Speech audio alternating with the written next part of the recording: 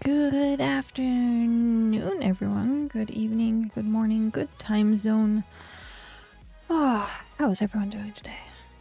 I am not feeling well. Still.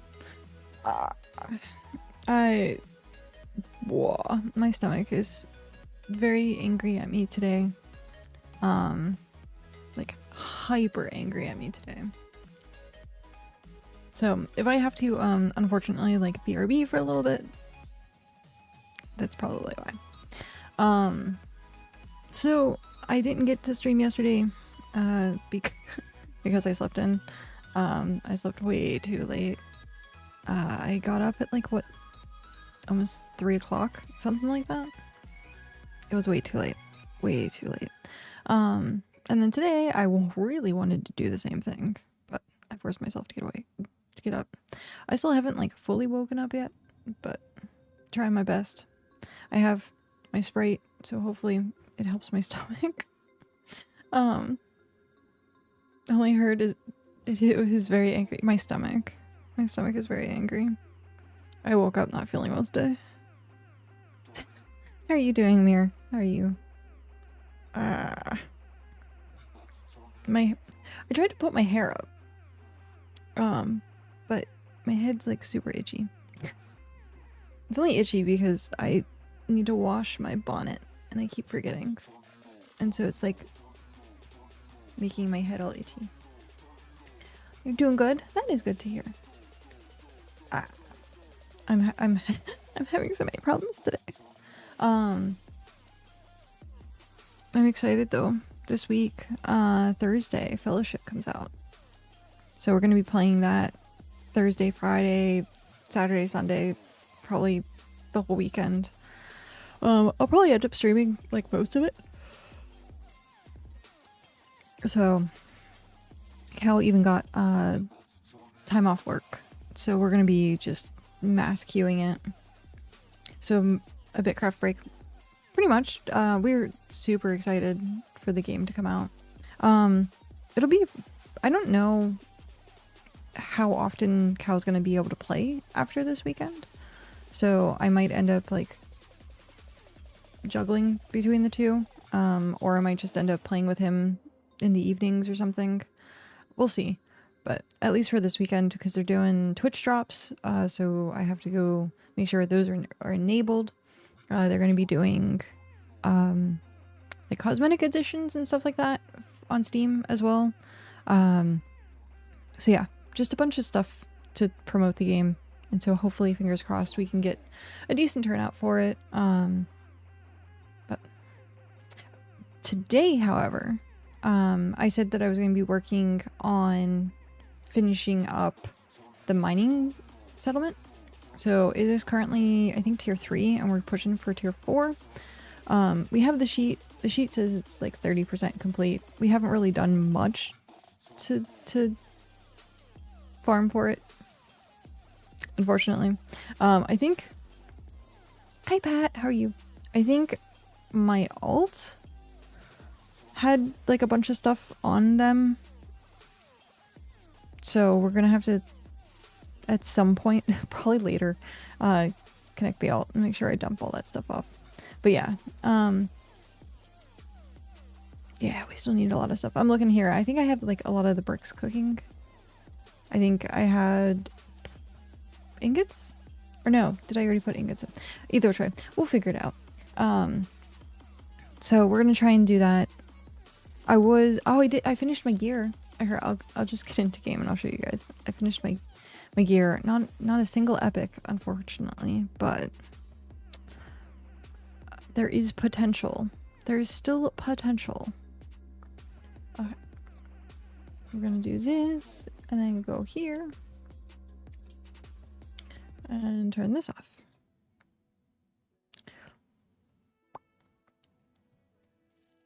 I think I'm still, yeah. So this is the mining settlement. Hrothgar has been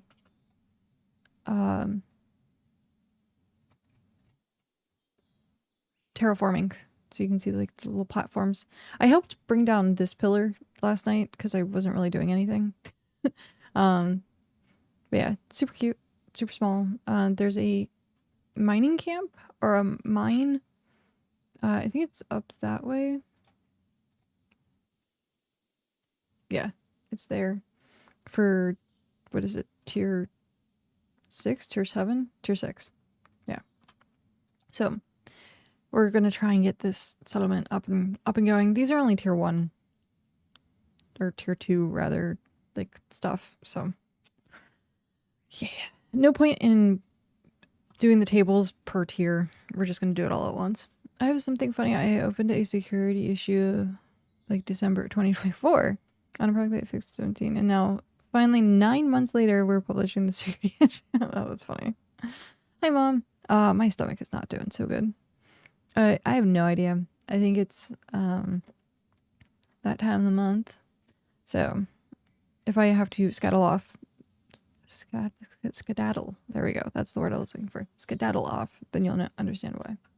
But I woke up and I was like, I'm supposed to stream. And then my stomach was like, no, you're going to sit in here for like a half hour. And I did.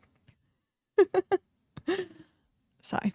But yeah, we were helping with this. We got our construction up a decent amount, actually. How do we dodge? We started at like 36, 30, 35, 36, and now I'm at 42. So got a good amount of experience yesterday.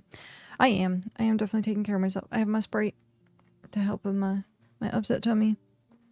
I didn't even eat like terribly yesterday. I'm trying to think like what. I know I had some cheese, and I know that always like messes with me, but it shouldn't be that bad. I also ate the leftovers cabbage rolls. Oh, the cabbage rolls are so good. But yeah, I got all rare gear, tier 4. I wanted to do some tier 5, like hunting and stuff today. So that I could tier these up, but we still have to grind. I still want to do pumpkins. Like there's a bunch of stuff that we need to do, and so little time. I also, what's today? Today's Tuesday, and then Wednesday. Oh hey, it's Mog and Goobar. Is this like? Oh hey. I think I know Cal was working on this. He like has like 2 days worth of lumber to deal with. I think I had bricks. Oh no, I think it's on the alt. Oh no, I had like a crap ton of bricks smelting. But it's on the alt.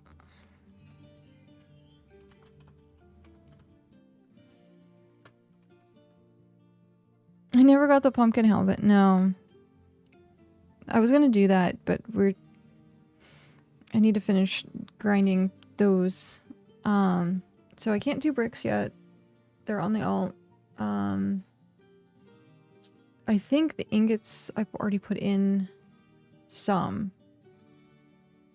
We could go do tier 4 ingots. I think we have, yeah. How many tier 4 ingots do we need? We need 100 tier 4 ingots. But we do have the wood for it here.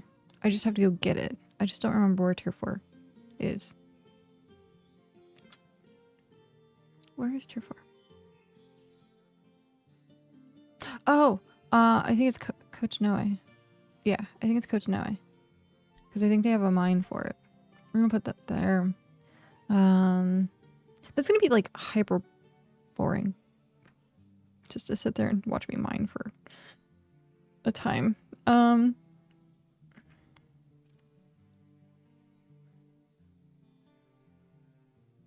Yeah, we'll do a little bit of it. Just to kind of get it out of the way. Oh, what am I doing? I can just zoom out. Right click, teleport here. Yes. It still costs points. It just doesn't tell you how many points it costs on the map, which sucks. But okay, we're here at Kotanoe, and yeah, oh, that you can use the map. You just have to right click, and if you have it activated, you can teleport. I just wish it would tell you, like how many points it would be, but what set is the flower hat from? It's the seasonal update. So you have to go pick sunflowers, and it has a hyper rare chance of being a thing that drops. And then there's the pumpkin. So there's two things. Yeah. Pumpkin and the sunflower. So the mine is up there. Also, I thought I have a bunch of stuff. Sunflowers, specifically. They are in... Oh, I do have a bunch of tier 4 concentrate.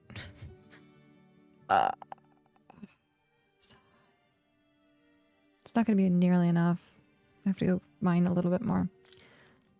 Let's take this so we don't forget it. So it's in Calm Forest, which is our biome. It is in Autumn Forest. I think sunflowers are in Pine as well, but the pumpkins are particular.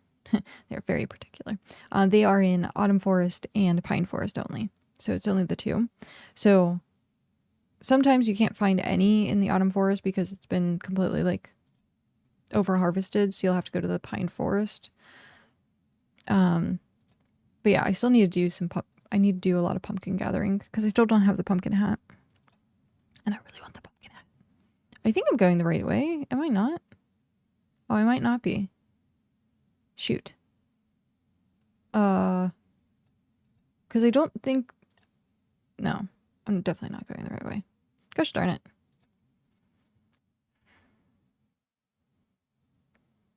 There's like this carving. Someone got some nice construction experience for this. Which way is the thing? Is it out this way? It's one side or another, obviously. But I'm trying to remember. Or is it that way? All roads lead to Rome, they say. It's true. 'Tis true. Oh, there it is. It's up there. What? Okay, so I just need to remember the watchtower. It's up this way. So it's to the west of Kotanoe? Yeah, to the west. Is that also true for BitCraft roads? I mean, it depends because there are some times where, like if you go to like region 5, then I'm sure that you're always going to go to like the same place. Like all roads probably lead to like the center. But I know Cal made his Roman road. He's like, it's a Roman road because it's straight. It doesn't care. And it just bulldozes anything that's in its way. And that's exactly what he did. He made the Roman road to our place. Which is funny because when Shock was making his road, because he put a bend in it, Cal was like, yeah, the width is great. It's like bold and it's going in a straight line, and then he put a curve in it and he was like, no, this is no longer a Roman road. There's a curve. And he was like, you go through the terrain. I was like, oh, okay. Jamaican Jazz, hello, how are you doing? It's just so funny. But thankfully we don't need that much mining. You don't need that much mining. I need to go through to all the different banks and like see what I have in them. You're chef now? I am chef now. What? Like cooking chef? Yeah, Vegeta tells you where you have stuff. Yeah.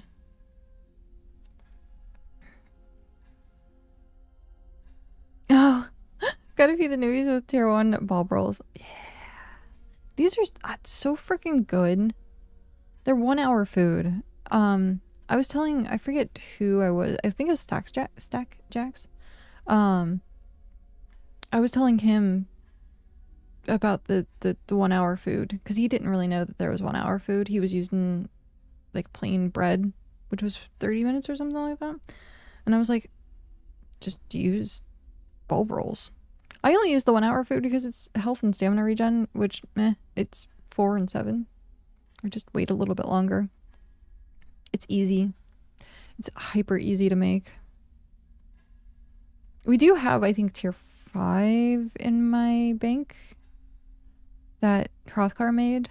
But yeah, maybe at some point making higher tier food, but I only need it if I just need it to like walk around the world essentially, so it doesn't really matter how much it feeds. I upgraded to 2 of them. I didn't do the white water one.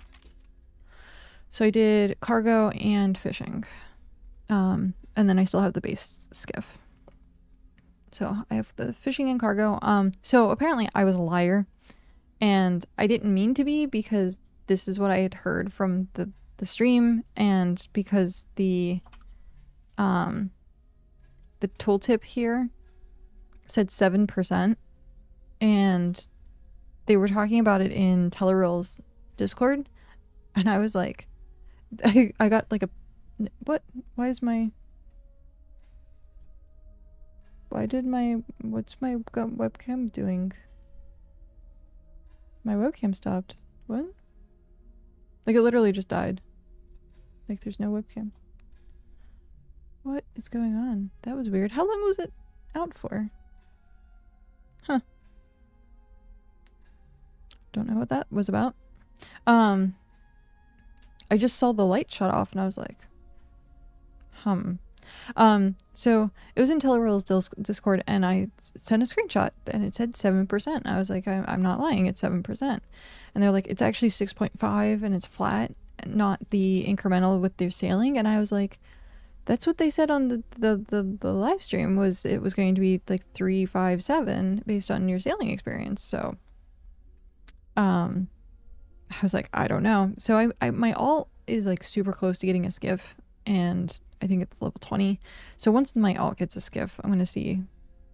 It's probably flat and I've probably been made into a liar, but I don't really care. It's not hyper important. But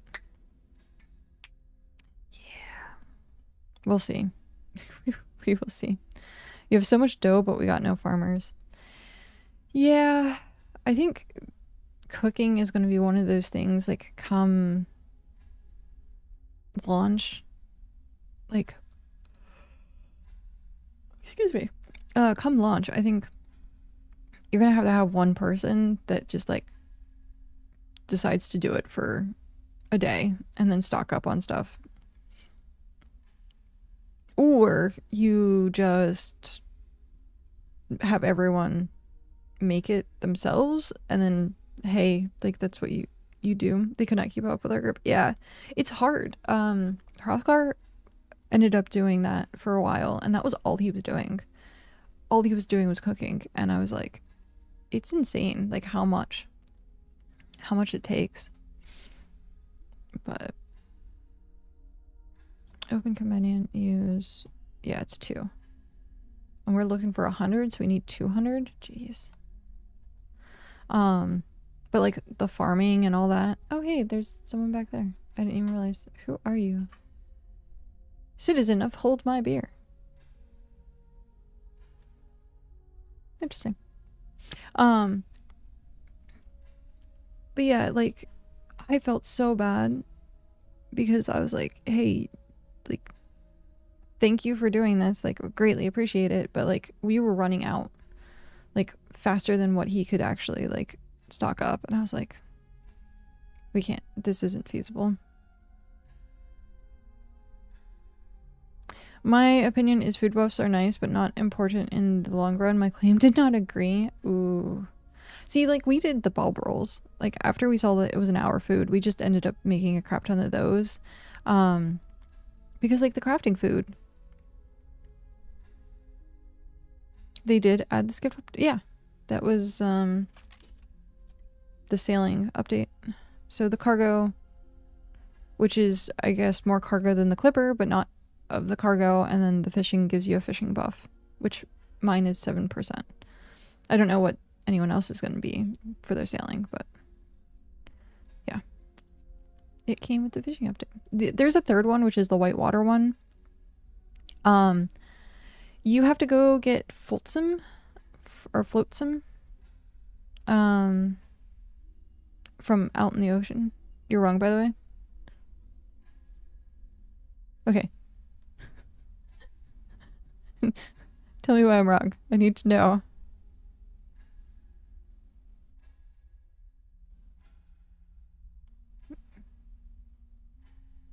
Sailing level is only important for wind. See, that's what... Okay. I ended up getting told that I was a liar in Tell's thing, and I was like, I could have sworn that's what the dev said. But that's what they were saying as well, is the sailing level is only important for the wind. So that's what I wanted to figure out with my alt and see if, like, the fishing bonus, but I guess it's just flat 7 bonus or 6.5 bonus. It says 7 in the thing. But the whitewater get you in and out of Kotanai.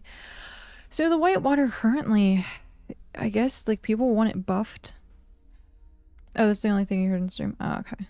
Maybe that's what it was, and I thought it was also for fishing. But yeah, I'm gonna, like, correct that later, but I said it on Bitcast, and I was like, oof. Because Tell was like, you're a liar, and I'm like, yeah, well, can't go back in the VODs because they don't have their VODs up. I was like, I wish they had their VODs up. I wish they would give us all the detail information. Correction time. Yep. Because that's one of the hard things with playing BitCraft sometimes is you don't know what the data is, and you have to, like, formulate on your own because it doesn't tell you, like, the nitty-gritty details of stuff. And I'm like, ah, sigh. Okay, so the white water, I think people are saying needs a buff or something, because it doesn't go up most of the waterfalls that is, like, would be useful. I think it's only 8 that it goes up, which is, like, your character and a half, I think is what people said. And so it's, like, not going up some waterfalls, like the big waterfalls, it's not really going up. So I don't know. I didn't do it because I don't really need it for waterfalls, but maybe if people say that it's, like, fixed, and, like, I will do it. But yeah, you need the stuff that you get from the wreckage out on the ocean. You bring it back. We have a sailing table out by the fishing table near the shore. Then you break the wreckage down, and then you get these items that you turn into Svim. Some of them sell, some of them you hold on to for the upgrades, and I think, like, most of the upgrades were, like, tier 2. So, like, you only need, like, a tier 2 lumber or something like that, and then the added stuff that you get from the wreckage. I don't know if you can trade the stuff. You might be able to. I don't know. It's in my storage, so if you wait when I get back, I can see about trading you, because I have a bunch of it. I have so much that's just sitting there. I can give you, like, a stack of what you need for making the boats. But also doing the flotsam, yeah, you can trade it. You can trade the wreckage itself as well. I did that to give my alt some sailing experience. So I went out on my main with the clipper. I should have taken the alt in the clipper and then had the alt grab it from the clipper, but I wasn't thinking. But yeah, you can trade it, which is nice. Supposedly they're gonna do more deployable upgrading stuff in, like, the next patch or whatever, I think they were saying. So I'm looking forward to seeing what they do with that, if they, like, upgrade the wagons or carts or whatever. The alt I've neglected so much. I need to actually like work on getting her stuff up. Because like her construction, or yeah, her construction to get the wagons and carts is just not. I hate the current wagons. They're too OP. Oh, because they hold 1,000. I don't know. I think it's good because they need something to incentivize people actually using the wagons. It being 1,000, like, meh. I don't even usually fill it up. But only on roads. Oh, like, well, I was gonna say, a lot of people don't actually have roads some places. More and more people are having roads, but there's not roads, like, everywhere.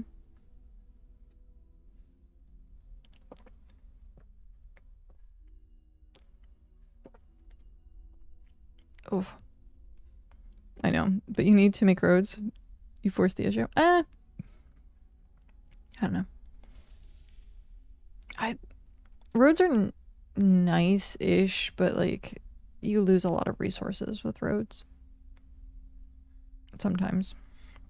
It depends on, like, how you build the road and where you build the road. Like, our island, we have the road to the north part of the island, and we lost a decent amount of resources on our island because we have that road. We should have made, like, a tiny little path trail thing, but it is what it is.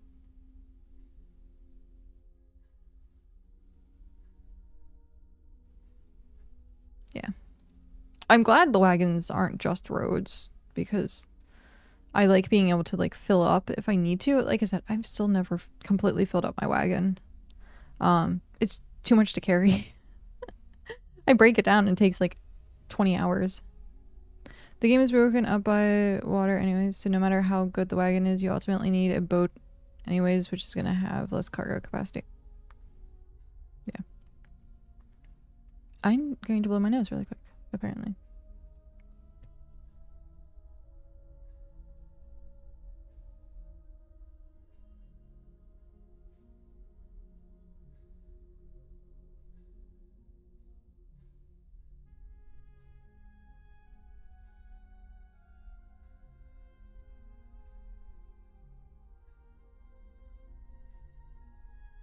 Okie dokie. I think I'm good. I don't know if I'm good or not. Brr. Yeah, we're good. We are on ads.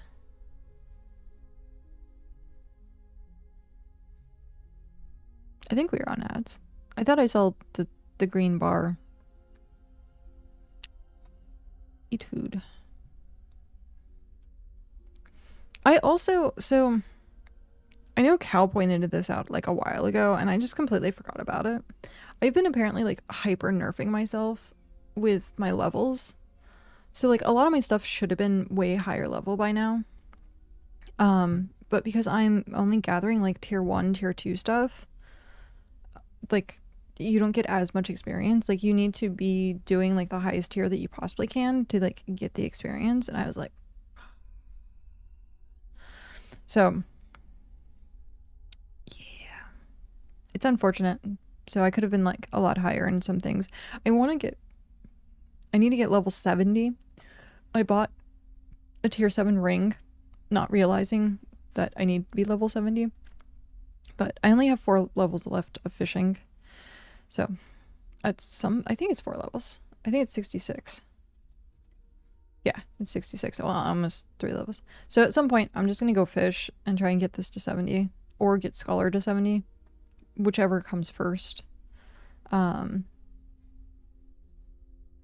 yeah, it's going to be so slow. In this, when you hit 60s, it crawls. It absolutely crawls. And then at some point, I need to get 50 hunting so I can upgrade my stuff to tier 5. It's just a whole ordeal of things. Try and get to 80. Well, yeah, I'm doing it like at a time. After that, it gets even worse. Oh, yeah. It starts crawling. Like, you don't even feel yourself level at all. I've heard that it's just a nightmare, but that's the part where that's when the game slows down, like, and you're like, oh, yeah, now's the time the game slows down. Which is why people are like, oh, it's going to take a year to get everything to 100. I think Tell has Scholar 100 now, maybe? Because I thought I saw him, he had tier 10 on his, like, nameplate for Discord, so he probably does. Or something else is tier 10. I don't know. But after I get hunting to level 5, then I'm going to upgrade my tools because, like, having level 60 but level 4 tools, like, well, this is fine because it's up to tier 6. But if I had tier 6 fishing rod, then I could get to tier 7, which would be great. I just wouldn't be able to, like, break it down, I think. But yeah. I really, really, really need to just work on hunting. I was getting oxes, so I ended up going to Wit's End and killing some of the oxes there, and it worked out really well for getting my hunting experience up. I think I hit, like, I think I was like 2, I think that was the 2 levels that I got was out there. But it was, I felt so bad because I was, like, using my ox to carry the ox. I was like, I'm murdering your family, I'm sorry. But, oh, I guess I stopped. So, we'll see. We'll see how we get this. I stopped doing tasks. I spent so much money and I didn't even realize it. Because I bought like 1,000 of the stuff that you get from Roomba for crafting. I got like 1,000 each and I was like, holy crap, it's like 10,000 gold. And I was like, ugh. And it was 5, so it was like 50,000 gold. And I was like, shoot. So I ended up going through. He's level 91, not 100 yet. Then I wonder why he has tier 10 on his, like, profile. Unless he's saying, like, it's for... Jeez, that was loud. Unless he's saying it's for the settlement tier 10.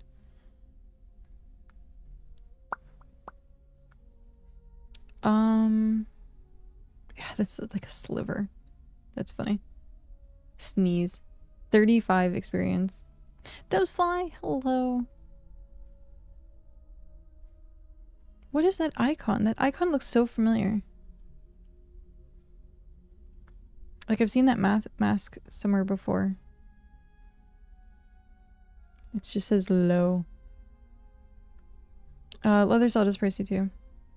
Yeah, that's what I was like. I bought 1,000 of everything just to stock up and it just drained all of my money. So I need to do tasks or something to get my money back at some point. There's so many things to do in this game that I'm like, ugh, so little time. So little time. It breaks down to 4. That breaks down to double, so that's 200. And we need 100, so I think I'm good. I think I'm good. We're actually gonna have like 101, but we're not gonna have enough room probably for... No, I don't think we are. We'll see. Maybe, because this is gonna be... I don't know. Math and me right now don't mix. My brain is so just... Blah, blah, blah, blah. And my nose, apparently. My nose is, like, not happy. And this is tier 3, which we'll probably get at some point. Carvings... I don't think carvings are up here. I think they're in pine. I think the tier 4 is in pine. Or swamp. Or jungle. It's in the higher tiers. But yeah, coming out and, like, taking care of these would be good. Tier 4.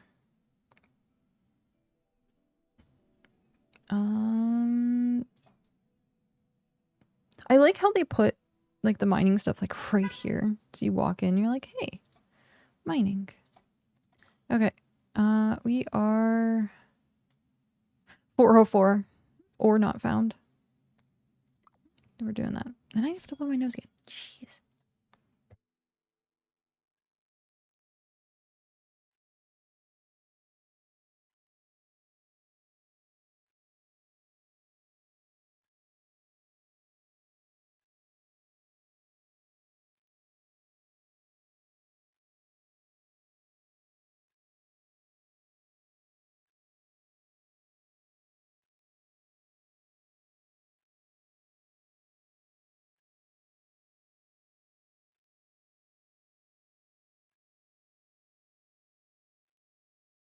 Okay.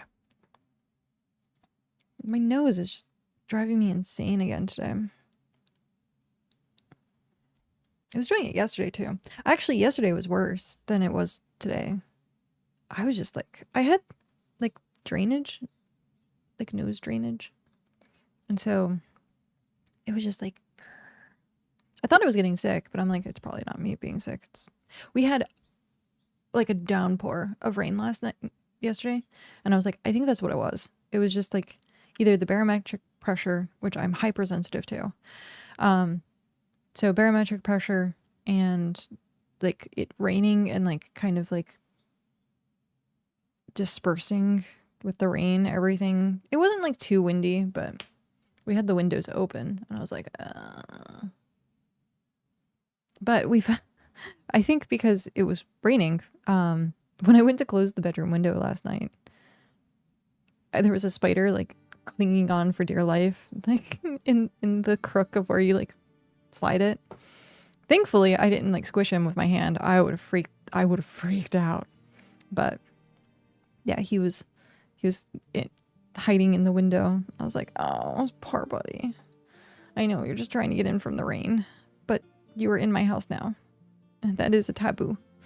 No spiders in the house.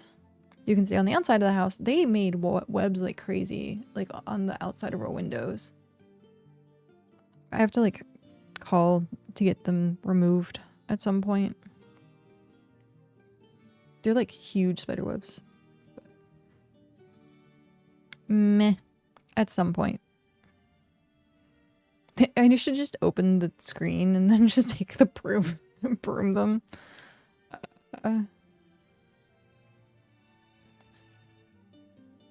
You love spiders in your house? Oh yeah, because they like eat other things, but like we don't have other things.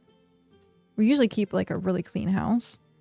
And I know there's like things that you really can't see sometimes and like gnats that like are being taken care of because spiders and stuff like that. But no, I can't. If I see a spider, I'm like, you have to die. As I'm doing like the spider check now. They like, we have the ones that like cocoon themselves. And so like they'll be like in the crevice of something and they're like cocooned. And I'm like, I don't know what type of spider that is, but at least they just stay in their like little cocoon. They come out, they hunt, and they go back in their little cocoon. I'm like, why? So we don't get like the spider webs per se. We get like nests. I'm giving myself heebie-jeebies now. Like I have goosebumps. Goosebumps. Ah.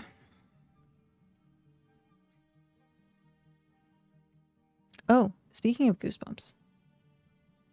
I ended up, I wasn't sure if I was really going to do it. Cause like I've done it in the past where I watched, from the beginning. And then I like ended up not anymore. And then it was so hard to catch up. But I started watching the season 4 of Critical Role. And I have to say, like, it's interesting to see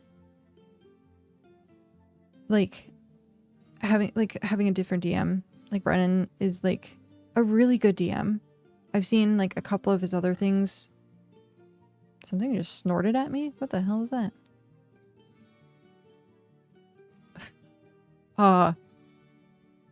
Thanks, game? What? That was weird. So like I watched, I think it was Dimension 20 or something, like some of the other stuff that he's done. And I always thought he was a really good DM. He has like a weird mystery to him that I think Matt tries to have, but is somewhat lacking because he's more like, I want to hype everyone up than like I'm trying to destroy everyone, which is what Brennan does. It's like, I just want to, like the fact that he brought up that people needed character, like always have a backup character, and he's like talking about he's not like afraid to kill someone. And so I got like shivers watching the opening of that, and like the way that they opened the campaign. I was like, that's pretty cool. And instead of it being like you all meet at a tavern, it's like you all meet at a funeral. And then it was very like intense role play, especially from Laura. She's always so good at like the emotion role playing. She was like legit crying. I was like, oh, it got me at one point where I was like, oh, don't start crying too. But it's been really good. I don't know how much I like the characters. Like some of the characters I'm just like meh. Other characters I'm like, okay, that's kind of interesting. Having, I forget how many they said that are at the table, but they have like, it's like West March style ish. Chucky the Clown, thank you very much for that follow and welcome in. Where you have like a group, like a large group of players that like kind of like switch out like who's doing what at what time, or when. And so I know they said the first like 4 episodes are going to be Overture, which is just like everyone's going to be trying to do as much as they can to be like present, and then it should like break off to like the different groups doing different things for different episodes. So it's going to be interesting. I don't know how much I'm going to end up watching it because it is like 4 hours. But I was like, maybe doing that like at night or something for like, hey, I'm going to watch like an hour or 2. Which did you miss? Nah, not much at all. In Region 9 came in at the right time. Loving campaign 4 so far. Nice. I'm trying to figure out like who my favorite character is.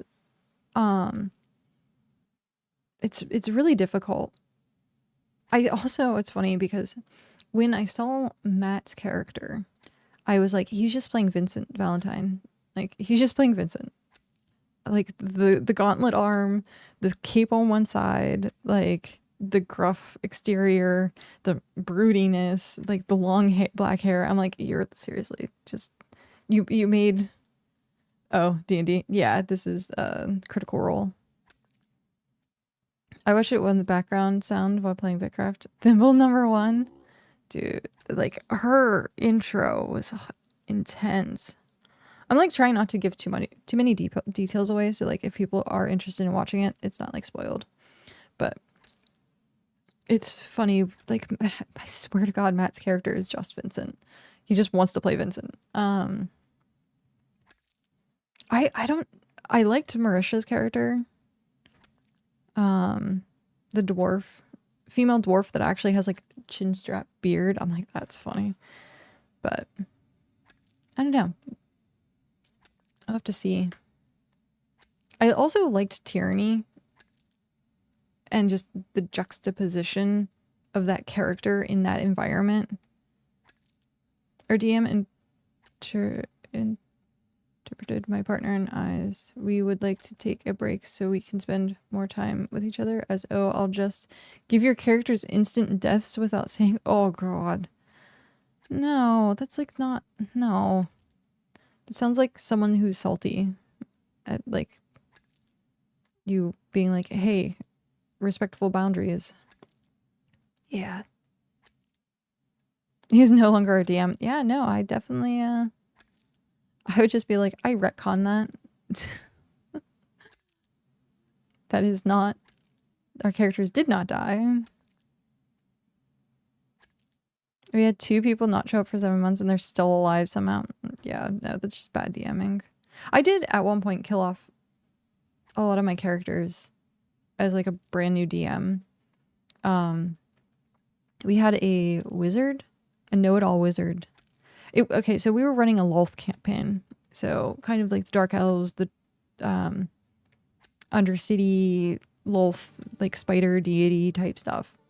And so there was a church, and they had like multitude of like cathedrals for like different religions.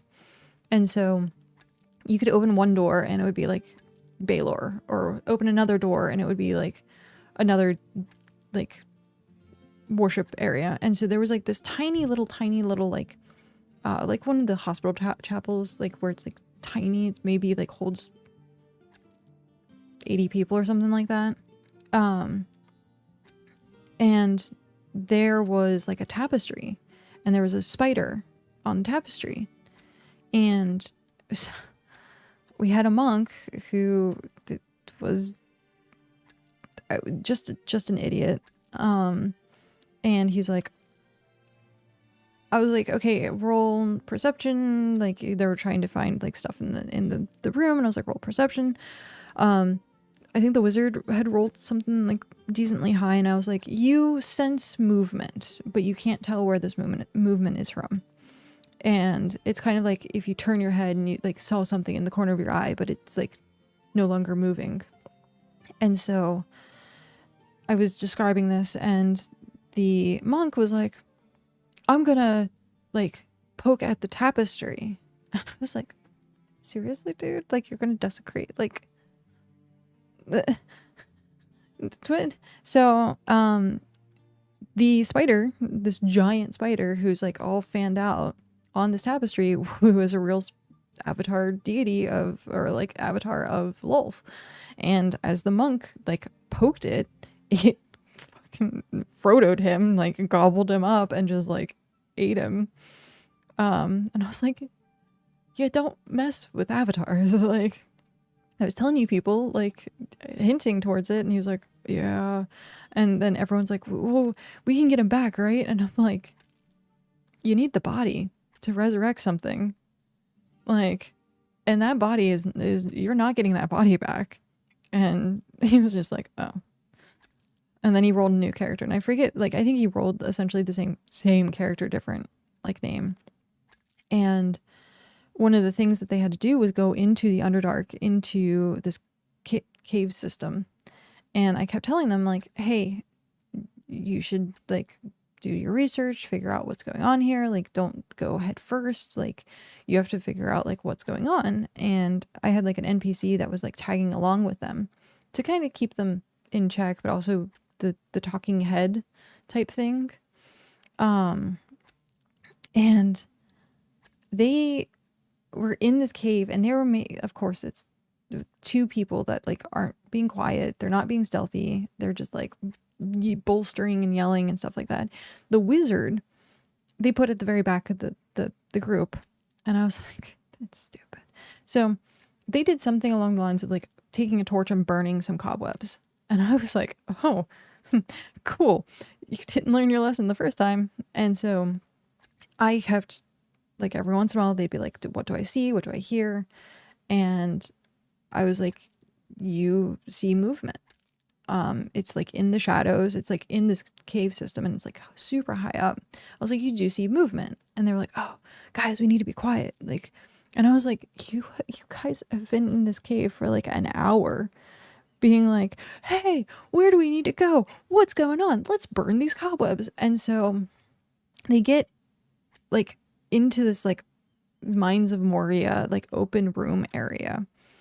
And I said, like, as you bring your torch in, like the whole room ceiling like looks like it's alive, like it skitters. And they were like, oh, okay, we'll head back out. Okay, cool. So they put the wizard in the back of the group again. And I had been rolling like an encounter die like constantly. So I was like, D20, if it's 10 and below, something bad happens. And they like found like other things, like their path was blocked. Well, I rolled a 1 at one point, and I was like, oh shit. So as they're trying to go through and like they're breaking open these crates, like trying to find stuff, I was like, roll initiative. And they're like, what? And I was like, roll initiative. And they were like, but nothing's going on. And I'm like, are you going to listen to me or not? Roll initiative. And so they rolled initiative. They were like, what's going on? Like, I don't understand. Like, what's happening? And the entire time I, again, had this like encounter die that I was rolling. And so during initiative, one of the spiders had like super fast initiative. The monk was like first, but like there was not much he could do in this scenario. So a spider had literally come down from the ceiling and had been following these guys. And the same thing that happened to the monk in the cathedral happened to the wizard. It just like grabbed it, pulled him back up with him, and they were like initiative. Like I sent a note to the wizard and it was like, hey, you are currently like being eaten and your like body is being like risen off the ground. The party did not even know. They didn't like turn, he didn't say anything. Like, so the wizard's like up here and like, I was like, what the fuck are you guys gonna do? Like, are you? So they tried to like fireball everything and it was like almost a full party wipe trying to deal with these spiders. And I'm like, you guys are absolute morons.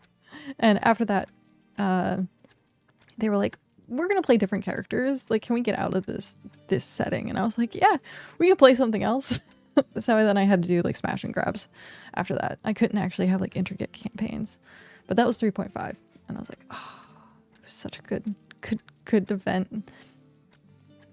Okay, I'm gonna look at the Discord. Sorry, I just had to. That seriously, that's terrible. Disintegrated. Terrible. No fanciness, no role play, just, well,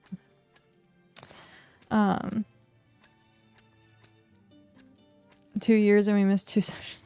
Jeez, terrible. That sounds like a grudge. That literally sounds like something else was going on there.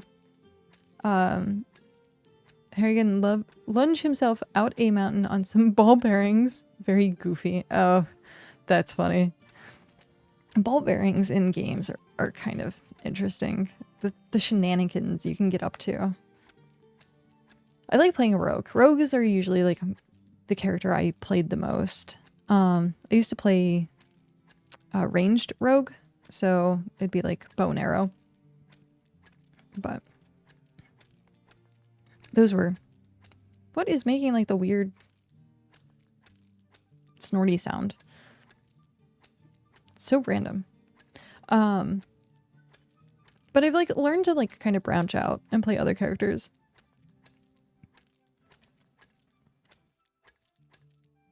Wizards are the best. They have so many. I know it, but like, what is it? Because I'm like not near. My camera is like in towards me. I thought it was like maybe it sounds like the aux. If the aux was out, because it was doing that as well, but like I don't have the aux out. The Rangrafers are like a ways away. I don't. It's just weird. It's very random. I wonder if any of the CR cast played BitCraft. Where are they hiding? I would probably assume not. They're probably extremely busy. It's a scrofa? Oh, it's probably, yeah, it's probably a boar sound. I bet, are there scrofas? I think there are scrofas in this area. I thought I saw them coming in.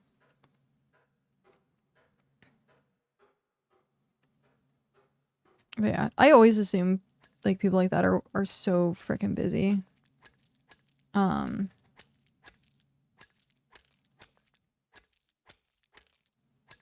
know when I forget what I was running at the time. Oh, it was D&D Adventures, like when that first came out at like local card game or local card shops or hobby shops rather. So you would have the D&D league and you'd have a character and you'd like play it in the league and then you could transfer that character anywhere you wanted. as long as it was like registered and you had like an ID card to go with it. And then like the DM had to like go into the database and register the characters and stuff like that. I ran tables for that. I think I ran like 4 different tables, and that was like a full-time job. And then I was also working like a full-time job on top of it. So like I had no time to do anything, and then it burnt me out. I was like, I'm not going to DM unless it's just a private table. And then the private table we did for a while, and then no one was paying attention, and no one was like really, it seemed like no one was really having fun. And I was like, hey, what can I do for you guys, like to enable you guys having fun? Like, you want smash and grabs, I can give you smash and grabs. If you want like intrigue, I can give you intrigue. Like, and they were just like, I think we're done. I was like, okay, we're done then. Kind of done with D&D for a bit, considering how well the first time went. But that was your first time playing D&D? Oof. That's not great. We have like a once a month campaign going on right now that Cal runs. Cal's like a really good DM. He's very descript. He like world builds like crazy.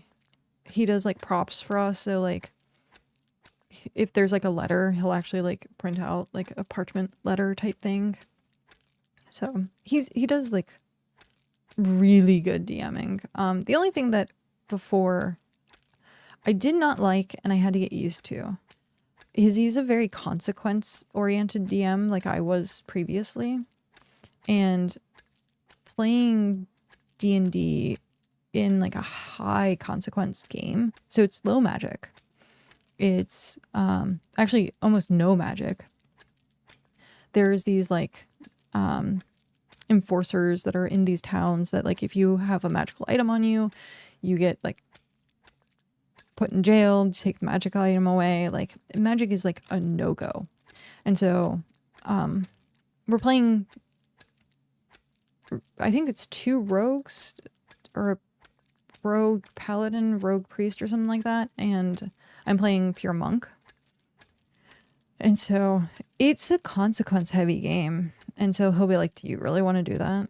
Do you really want to do that? Do you really want to do that? And like, you take the hint after a while where you're like, okay, I guess this isn't a good idea. But like, if I want to play D&D, I want it to be like my character can just do anything the character wants. And now it's like, nope, consequences are a huge thing. And I used to like hate it with like his previous campaigns. And then I just kind of like understood like, hey, he's trying to make a living world, and living worlds do have consequences. Like they have rules, they have laws, they have like different limitations. And I was like, maybe I just want to play hyper fantasy. Maybe I don't want to play realism. But and a wizard sticks. Well, yeah, it's okay. That was right next to my ear, so there has to be something. Is it these guys? Maybe? I don't know. I don't see anything else around me. It has to be those guys then. But like playing this monk, I have Shadow Step, or it's like Misty Step-ish, but like I can only go do into like dim areas or shadows. And so I've been trying to like use this ability like as much as possible. And he's like, do you really want to do that? So yeah, Misty Step sounds like magic to me. Yeah. So even though it's an innate ability, it looks like magic, like because you can just teleport into like shadows, but it looks like magic. And so I'm like, shit, burn the heretic. Yeah. So we also have like telepathy that's going on. We have 2 people that can do psychic connections, and so like at times you're like hyper like paranoid. Is someone going to notice that like we have a magical connection going on? One cast spells, like I can cast darkness, I think, and like I can see in the darkness. It's the new D&D 5th edition 2024 monk. It's like the Way of the Shadow or something like that. It's pretty nice. It's more like roguey than like pure monk. But yeah, trying to be like, ah, shit, I can't do that. Yeah, but it'll be interesting to continue playing in that campaign because we want to play like, we want it to be like heisty. So like figuring out and planning these heists and like actually getting into the heist. And I'm like, my character is very combat oriented, and that's usually how I make my D&D characters because combat's gonna happen. And so I make them pretty combat heavy.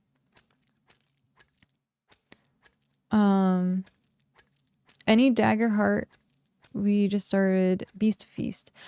We've been wanting to check out Daggerheart. I know Cow, he's very strict on like playing D&D, but there's like a group of people that I guess in the area that play Daggerheart, and I have a friend who was thinking about going to check it out. But it seems interesting. Like I watched a lot of their like intro videos or like startup videos. What is this? Hi Chris, how are you? What is the worst death you caused as a DM? The worst one. I think the worst one was... Oh, hey, good morning, Hrothgar, as well. Mine is my stomach. My stomach is still hyper angry. I'm doing okay. I was like hyper tired earlier, and then now I'm like kind of waking up as we're talking about D&D and stuff. I think the worst one, there was a adventure campaign that I was playing at a one of the hobby shops, and it was a I nat 20 the party rogue with a wyvern tail, instant killed. Oh jeez, that's rough. But we were playing, it was a dungeon crawl. It was like a one-shot dungeon crawl, and I put the map together, and there was like different rooms you could take that have different mobs behind them and different like traps and stuff like that. So like the players could randomize which way they went. The rooms would like shift, and so like you had to get from the inside of the dungeon out of the dungeon, and that's how it started. And one of the rooms that they went into had a Medusa, and I like some of the characters, like, or some of the players kind of like meta, hey, it's a Medusa, like, hey, don't look it in the eyes, blah blah blah. And then I was like, okay, well, they were playing, I think, like 12th level characters, something like higher. It was in the teens, and because it was just gonna be a one shot. And I was like, hey guys, like, roll initiative, let's start this. You walk into this like altar-y looking place, and you see the back of the head, and you see like the snakes and stuff like that. And so they're like, oh, it's not looking at us right now. I'm like, no, it's not currently looking at you, but if you walk into the room any further, like, it's going to know you're there. You're going to hear the shuffle of footsteps, and the door slams behind them. And so as it turned to like look at the party, I was like, okay, dexterity saving throws. Make sure that like you don't, like, you dip your head in time and stuff like that. And one of the party members, who I felt so bad because it was a brand new character, or like brand new player, and she was like learning for like how to play the game, and she had friends like that brought her into the game, and she was like, okay, well, I got like a 2 or something. Like, she wasn't very dexterous, and I think she was playing a bard at the time, which could have had dexterity, but like she rolled poorly or something, or like didn't properly stat her character. I don't remember what it was, but she was like, I failed. And I was like, okay, well, you take so and so damage and you're turned to stone. You're paralyzed for like, I think it was 1d4 turns or something like that. Like, I was being very generous. Like, I was like, this is an adolescent. Like, it doesn't really know its powers. Like, it's not like full blown. And so during that time, they were fighting, and I don't remember who did what at the time, but essentially I turned to stone. It got better. She was turned to stone. She had the max amount of die, so it was like 4 turns or something like that. And during the combat, someone did something and it started to collapse the tunnel, but they completely forgot that she was turned to stone and they weren't paying any attention to her. And the front entrance of where the thing was, where she was turned to stone, collapsed, and she ended up like breaking apart. And I rolled, and I was trying to be very generous with my rolls, and I was like, hey guys, are you gonna go save her? Like, are you gonna pick her up and like move her? And they're like, no, we're just gonna kill the Medusa. Like once we kill the Medusa, like she'll be like, the gaze will be free. And I'm like, that's not necessarily how that works, but okay. Sure, if that's what you think. And so they killed it, and she was still stone, and the building was starting to collapse because they were knocked into pillars, and like, I was like, okay guys. And then I felt so bad because the girl who was playing the character actually started crying because she was like, this is my first experience. And I was like, I know, I'm so sorry.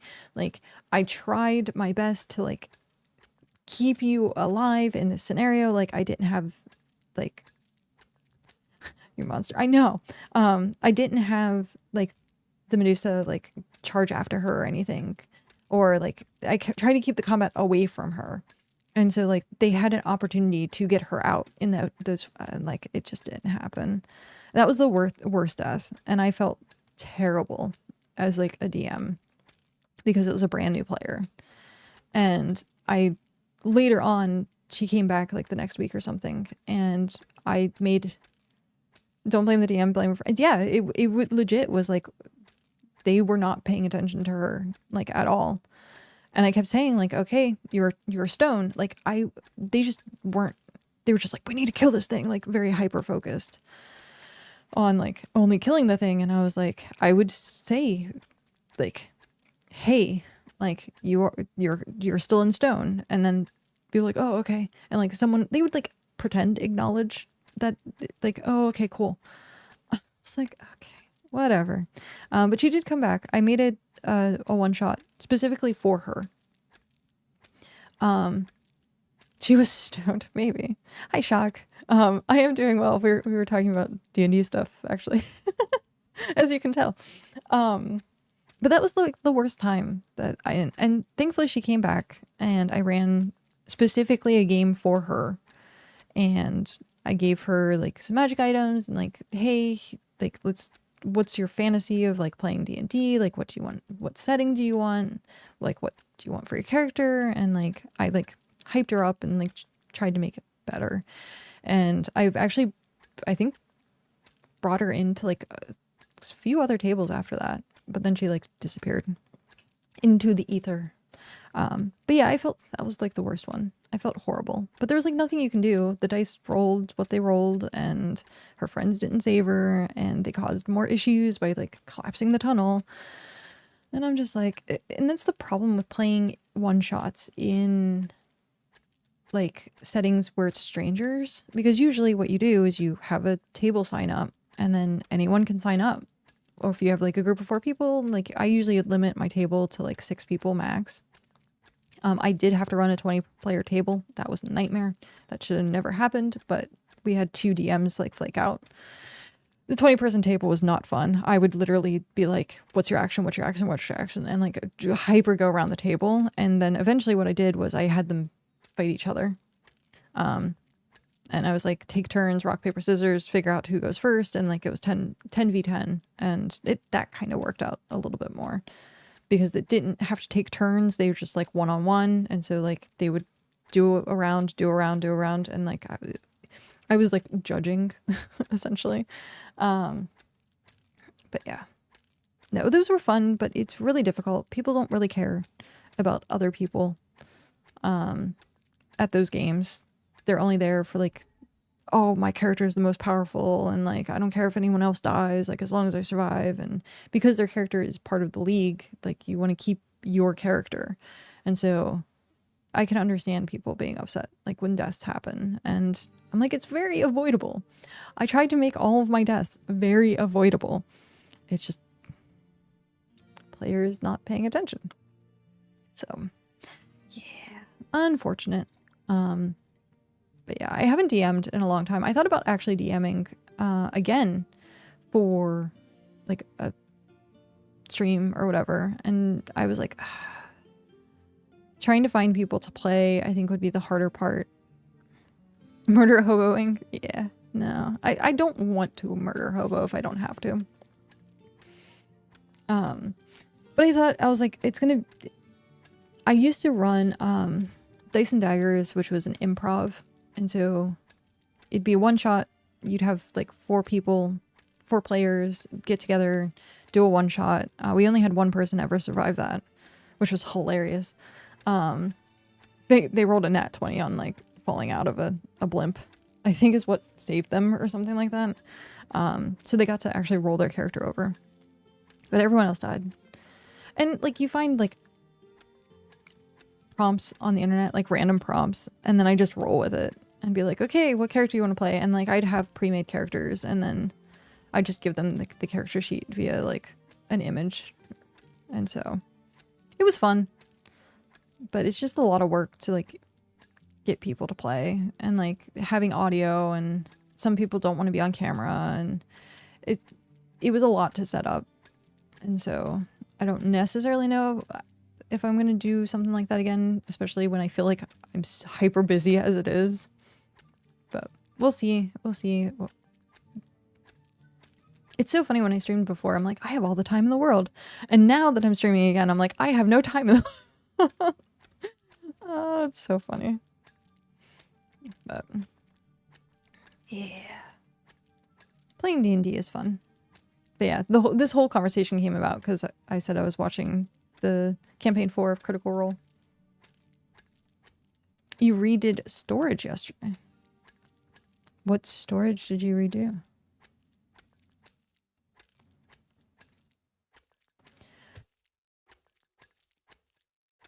Oof.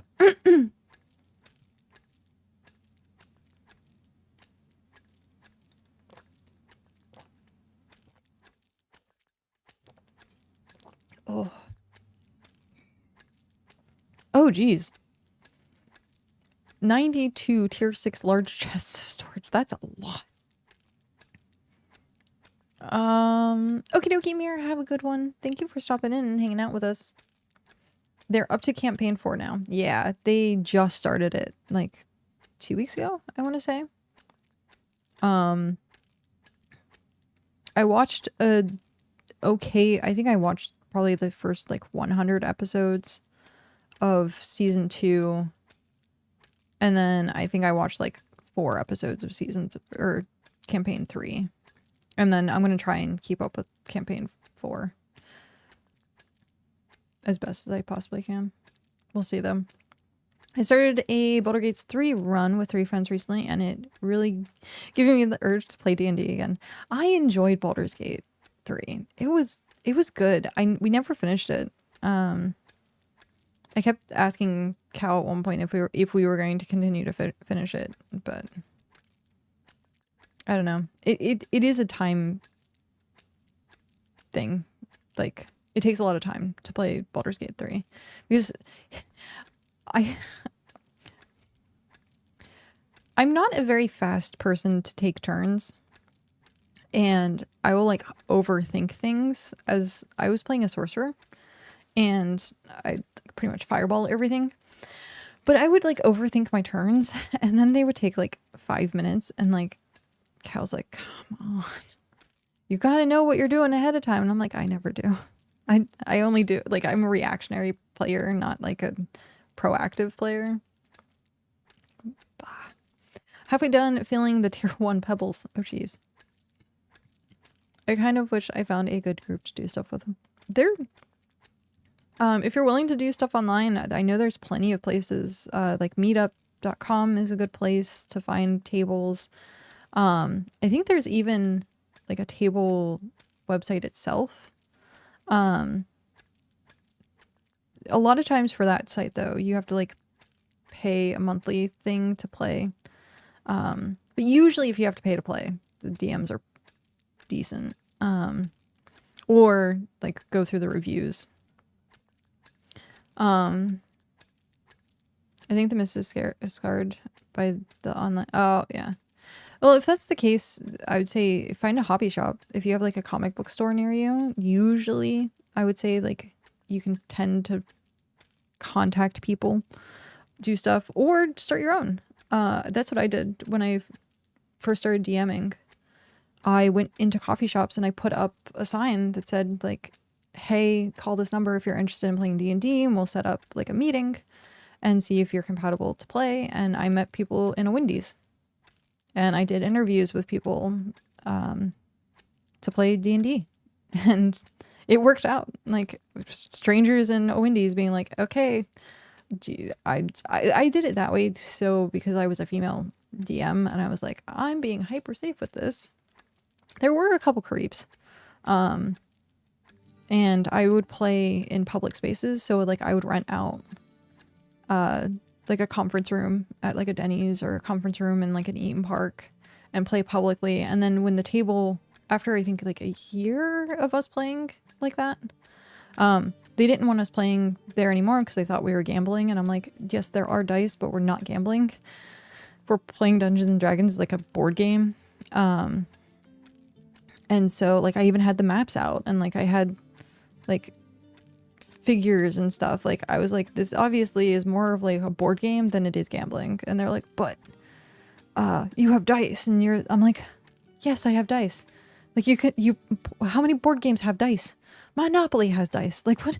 And so we paid good money. Like I think I paid like $100 every single time, or like I had to order food up to a certain amount. So we had to switch to playing at home, and thankfully like the table at that point was like trustworthy friends, and so we kind of narrowed it down to like being a core group of people that were like, yeah, we'll play at the house then. But yeah, doing stuff like that, just posting in local coffee shops. If you don't have a big enough table, you don't even technically need to have a table. I've done some theater of the mind stuff. Like that's what we usually do here. Is theater of the mind. Combat's a little rough because it can kind of be like, okay, where was this person positioned again? How far away is this person? So like if you have a dry erase board, and then you can like do combat only when it's combat, like pull out the dry erase board and be like here and here and here. So here's something that is good because a lot of people don't have like the graph paper or the grid paper stuff. You can take a ruler and put as 1 inch is 5 feet. And so then you have like a ruler, and you can like move your character with the ruler, kind of the same way that you would for like Warhammer. And it works out really well, surprisingly. And so like you'll just drop dice on the thing and like draw out terrain. And yeah, it's super simple as long as you have a dry erase board. We have like a giant dry erase board though. Also, I just realized I don't have my my green screen up today. I forgot to put it up. This is all just the blanked out background. That's funny. Warhammer? You say Warhammer? We actually have a lot of Warhammer people in our community. But yeah. I joined the local Adventurers League for a night. It was unfortunate, not the style I enjoy. That's what we were talking about earlier. I ran a lot of those groups. I was DM for like the Adventurers League. People just don't care about other people in those, and so you usually get murder hobos and people that just want to dick other people over. Some people just want to cause PvP to happen, and yeah. But yeah, I used to run those. I get the modules. I hated running modules. So like the first one was like Ravenloft or something like that, and I was just like, no, this isn't what I want. Like, it's not fun. Not fun for anyone to just read a script.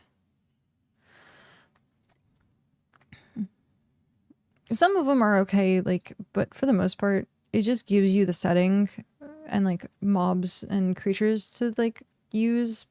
But I'm like, you could just easily do that yourself. Like, why not just do it yourself? And that's what I did. I just did it myself. Oh, jeez. It's stretchy. Okay. Wizard modules are horrible. There were a couple that were okay, but for the most part, yeah, I agree.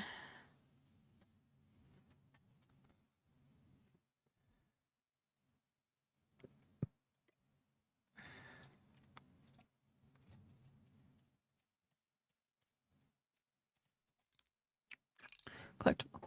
Now, I liked, they had modules. I forget what the magazine was. I think it was just Wizards magazine.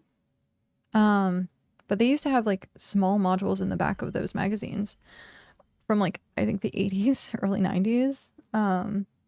We had a couple of those at the comic book shop and we ran those and they were just, it was meant for doing like second edition or AD&D.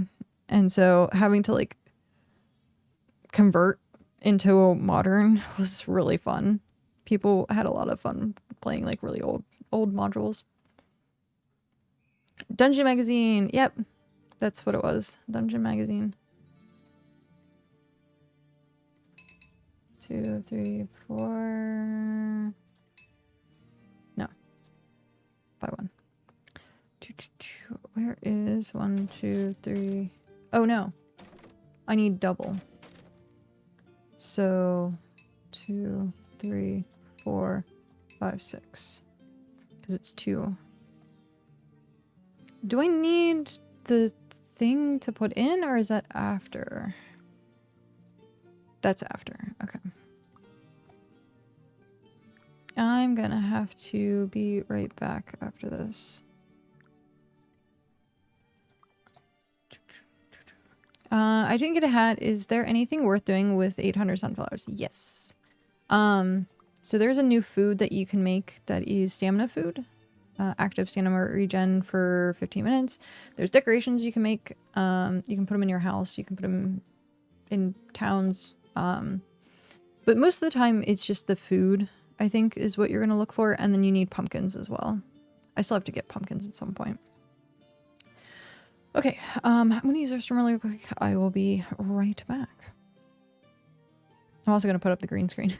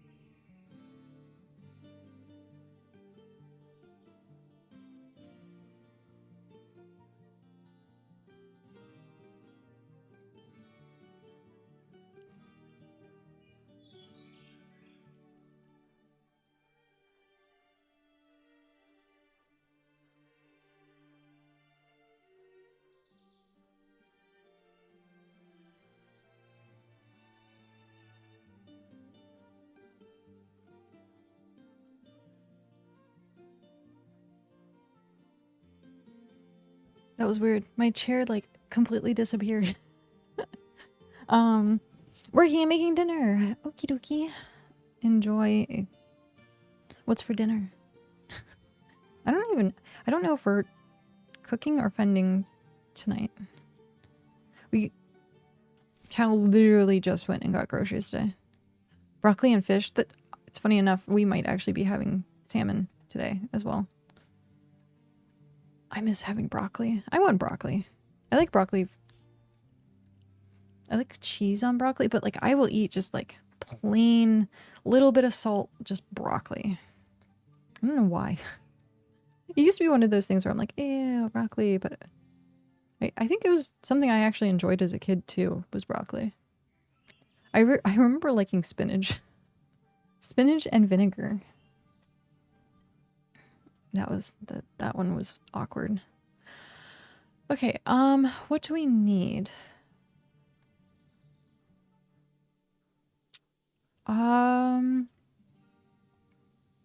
Actually, let's start working on that.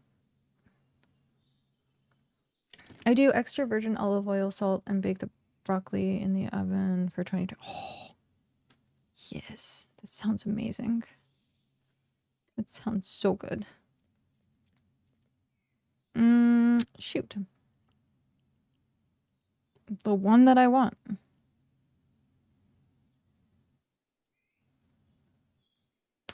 Tier 4, and I don't has it. Do I has the stuff to make it though? No, I don't. Gross. Okay, where do I get tier 4 fish? I think that's south. I think I have to go all the way south. And then do I have tier 4 meat? I do have tier 4 meat.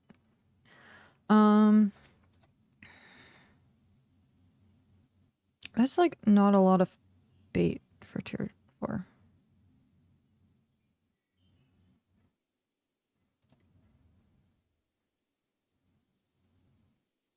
That is where I'm going, right? It's... Oh, I can't open my map in here.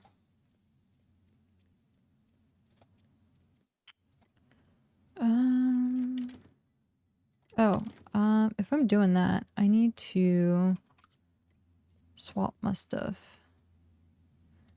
And...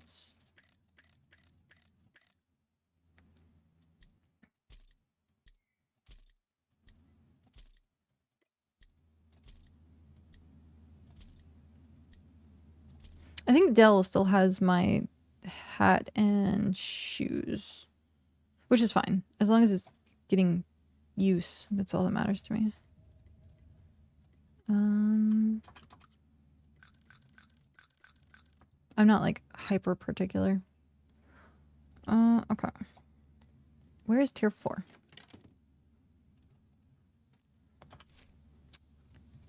Tier 4. Actually, I can look here. Open a new tab. And then go back. Okay. Fish. Lake fish. Tier 4. Autumn forest. Stone gardens. And swamp.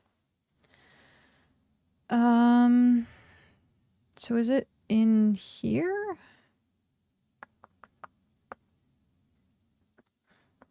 Because it said autumn forest. So is it... Let's go down here and see if there's fish down there.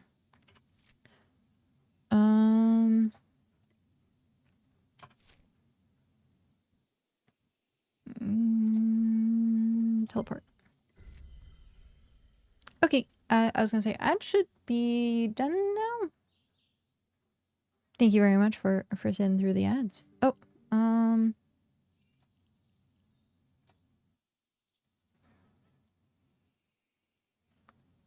there we go. Ads done. Yay. Okay. I was gonna say, I wonder if there's any pumpkins in here.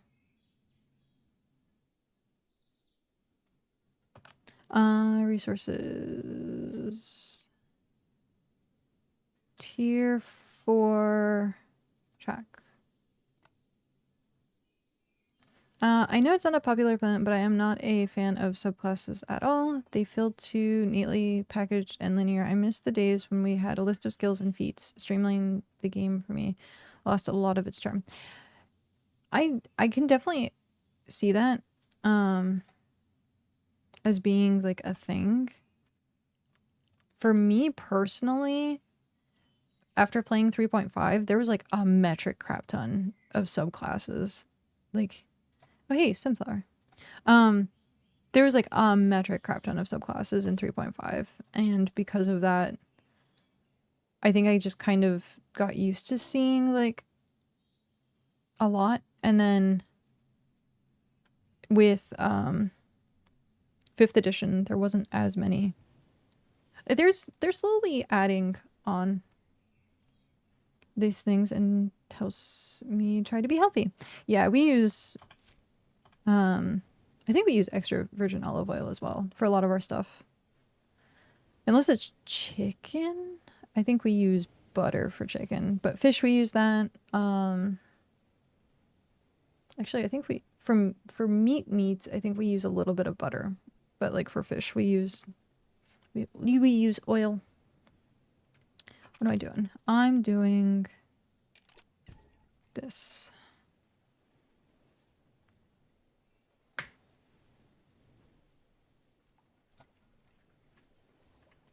Okay, that's tier 3. It's tier 2.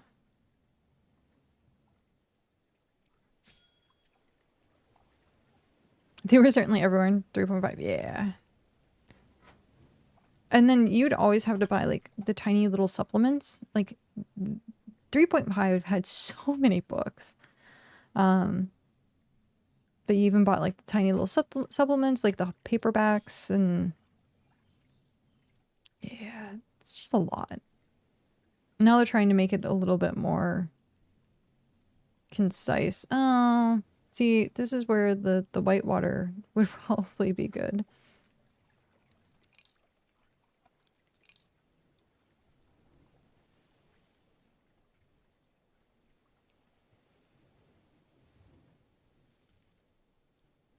I don't even see. Oh, there we go. It's so tiny. There's like 2 hits off of that. But at least it's promising. It means there's probably more in the area.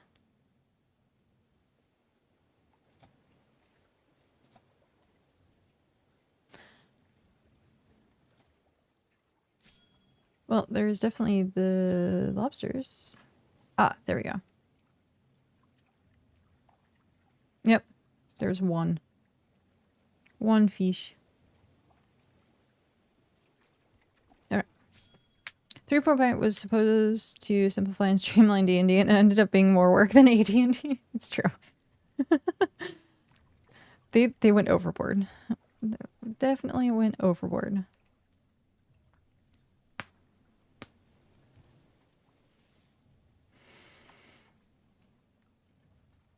It's actually chilly. I'm surprised. I see a little bit of clouds. It's still bright. When I woke up today, there was actually sunbeams coming down into my chair. And I was like, ooh, I finally get some sun. And then as soon as I sat down and I actually put my hands in the sunbeam started to go away. And I was like, nope, no sun for me. No sun for me. My chair was actually warm. Like, it was kind of crazy. Like, getting into a car. I saw a PAX Day release today. Oh, did it, like, fully release today? You said the game is a no-go. It burnt so many bridges with me. It was... The company itself is terrible. His sunbeams have not a good flashbacks. Sorry. That's funny. Subnautica. But yeah, no, PAX Day, like, the developers killed it. I'm interested to see how things changed, but not enough to play it. Like, I'll watch a stream. I'll probably end up like watching like an hour of it later, just to see like what changed. Because like the developers had like a weird sense of priority, and like they brought economy into the game when there was like still trees growing out of bases. And I'm like, you need to fix your game before you like add more things. They would just, everything got broken, like way worse than like BitCraft. Like BitCraft has like a lot of things going for it. PAX Day had like nothing at the time. there was no reason to keep grinding, and like they wiped it like multiple times. So if they're doing like a forever thing now, I'd be interested. Let's see how many people are actually.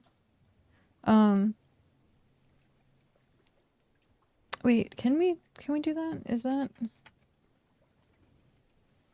It probably isn't, because I think they had their own oh,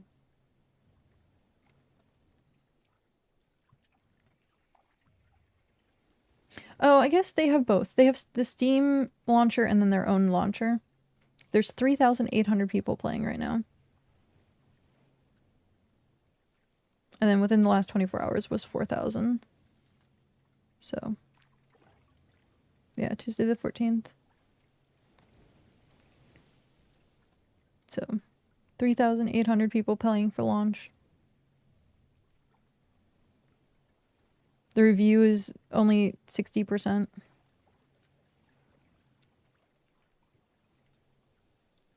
Yeah.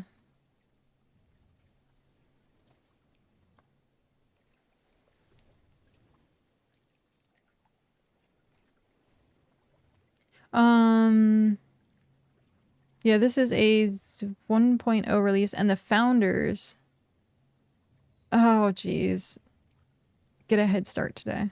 Of course. That's terrible. It's a land grab game. Like,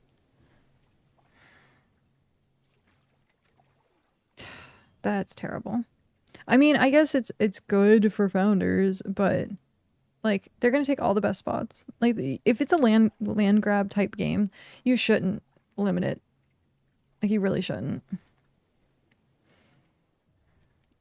Blah. Oh well. Yeah, just disgusting practices that the dev team has. I don't even know if they added lore or anything. I haven't been keeping up with it, but like the times that I've watched people streaming it seemed like there was still like no point in playing the game. It was pretty. Like, you could walk for like 8 hours in that game and like go around the world and like see things. And I was like, it's super pretty. It has a really good like building mechanic. It plays like Valheim, where you have to have stuff that's like structurally secure and sound. But it was just, there was too many things that it just felt bad. There was, you couldn't get all the recipes, like only some of the things went up to like a certain level, like, hold on, phone. Hold on, phone. You can hold on. Never let go, Jack. Never let go. Okay, so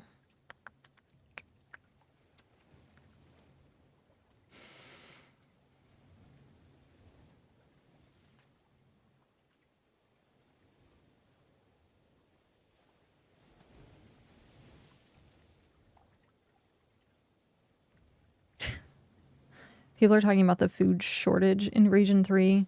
I guess, like, there's barely any food on the market.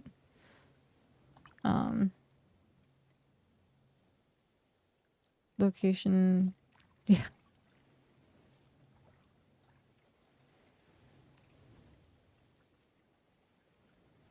There's some food. Deluxe ocean fish sticks for 450.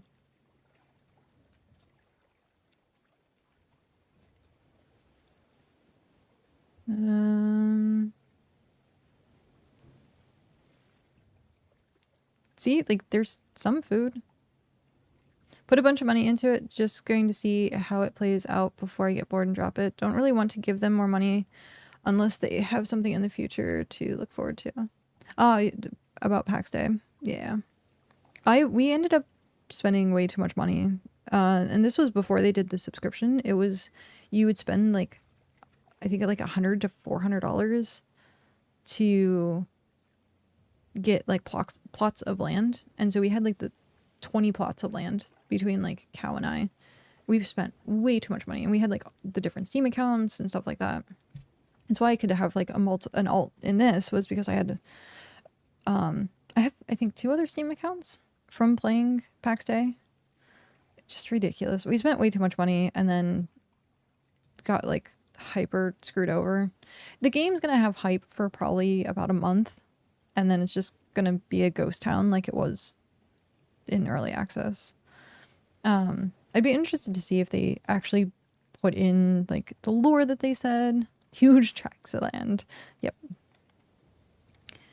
But because there was supposed to be lore, there was supposed to be like viewpoints. I think religion was supposed to be part of the game, where you could like kingdoms as well, like huge PvP battles in No Man Land. Like, I'd be interested to see like what actually changed.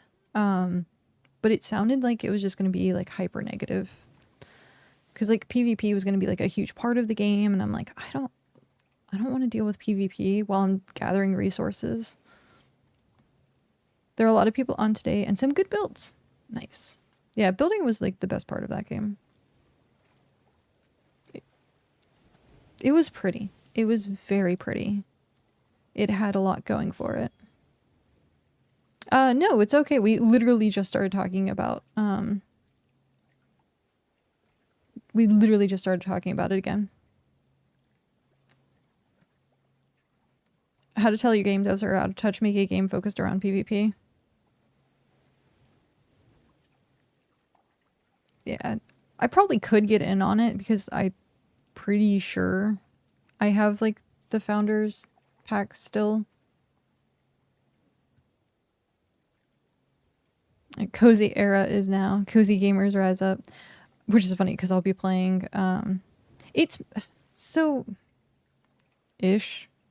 That's what they were talking about when I quit, was like improving the PvP, because they have different zones. They have like, are they homelands, I think? I forget what they're called, but like different regions of the map that have like waystones. And so you're safe in those like starter zones. And then as you branch out into like the in-between zones, then it's like PvP oriented, or like there was, Linus is the PvP zone. Like that was an interest area. That's what it was. Homelands are safe. Yeah, so homelands are safe, but they were talking about having the in-between zones for like kingdoms, and like kingdoms could build in the no man zones, and like it was really weird. They probably changed. I hope they changed all of that for their players. BDO is leaning into PvE. That's funny. Actions per minute is more appropriate for me these days. Or minutes per action, rather. Not actions per minute. Minutes per action. I'm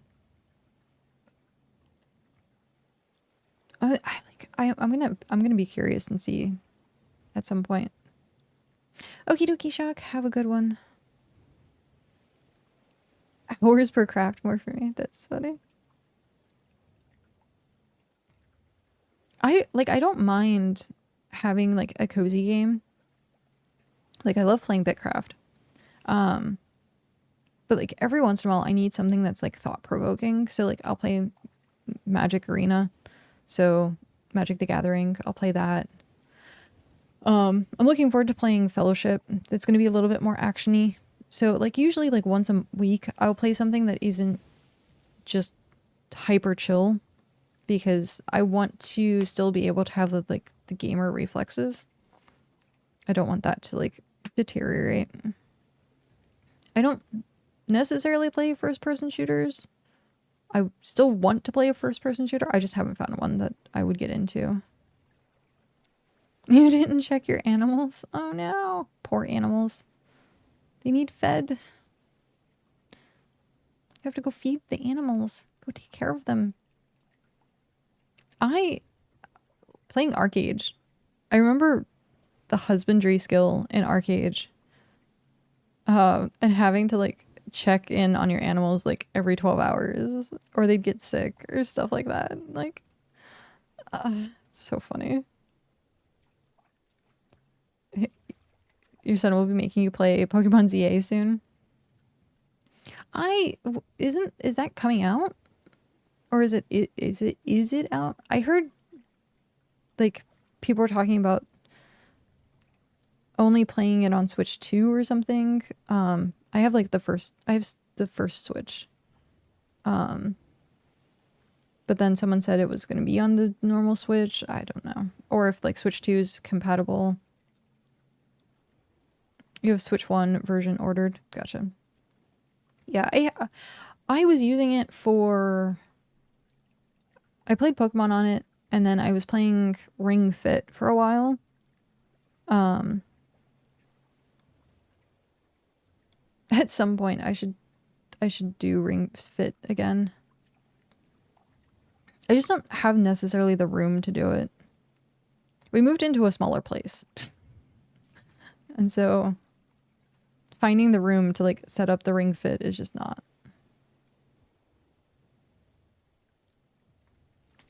You can get a Switch 2 version. Yeah. I don't... I've seen people that have like 8 different Switches. Like what is the point? But they're like all the like decorative ones. So like different games have like decorative Switches, and I guess like people just bought every single one of them. Like, hey, if you're gonna collect something, but that's expensive. That is very expensive.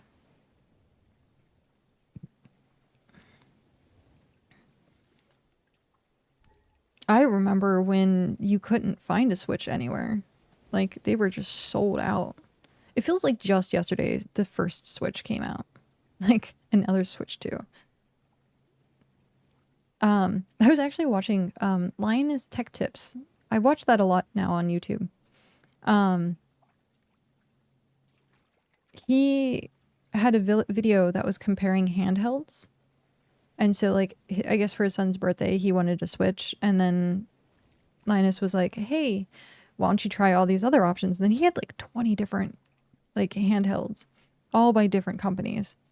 And I thought that was interesting that they went through and broke down, like, each one and the weight and the battery life. And I think his son still went with the Switch. I was like, oh. I've been, like, looking at getting the Stream Deck because you can play BitCraft on it, apparently, is what I heard. And so I'd be like, yeah, if I could just chill on the couch. But, like, I'm streaming it, so it's not like I can... What am I going to play? BitCraft on the couch, streaming from the couch? Like, I have the computer. Like, this is my setup. Yours is just a Pokemon machine. That's what mine was for a while. I ended up, I think I bought a few other games that I just never played. I think Ni no Kuni was one of them. There were a couple. I can't think. They were like hyper on sale, and I just like bought a bundle of games. I was gonna buy Hades, but if I can buy something on Steam, I'd rather buy it on Steam. You bought 4 Switches to play Paldea as a family. Unfortunately, it was not what we thought it would be, and it didn't last very long. Oh. Well, at least you can, like, doing stuff like that as a family, like, you can at least play, like, Mario Kart or Mario Party. So, like, having 4 for, like, everyone to play is, like, good, right? There's still other things that you can do. But, like, one person needing 4 of them, then I'm like, eh. But having a family and, like, each one having their own Switch, that makes more sense.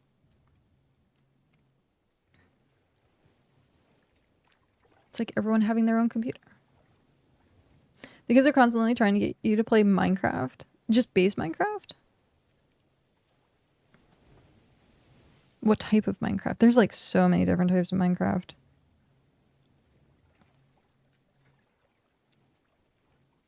We would run a Minecraft server like once a year. We didn't run one this year.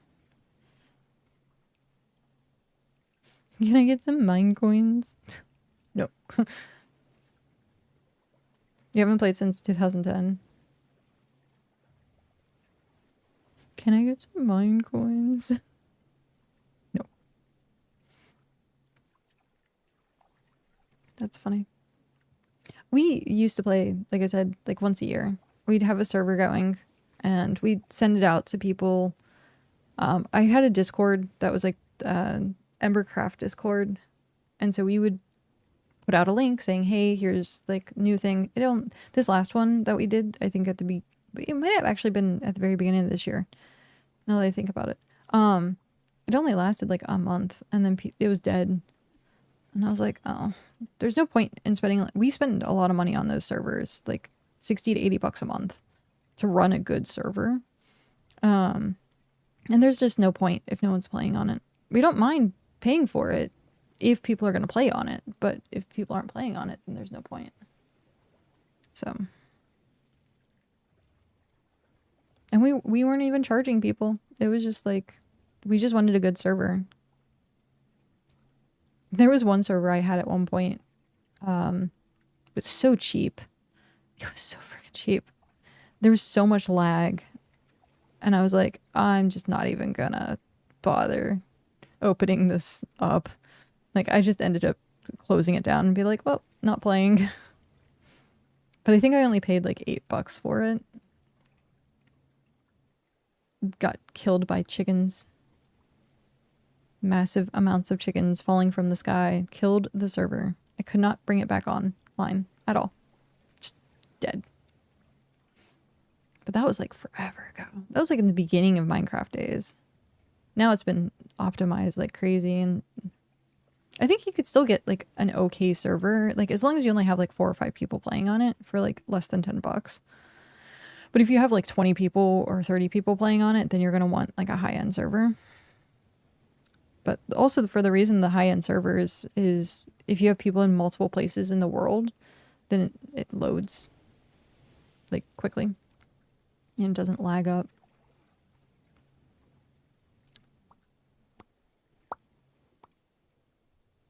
But yeah, I like playing Minecraft. I haven't played the last update with like the happy gas.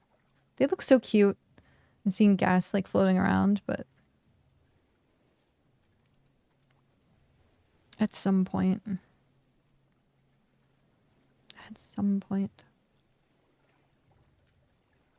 I do actually like, Cow and I would build like massive structures. We were kind of in like the realm of like mega builders when it came down to Minecraft. He would like build the outline of stuff and then I'd like decorate it. Massive like towers and structures, and he had essentially something that looked like Icewing Citadel at one point. I was like, man.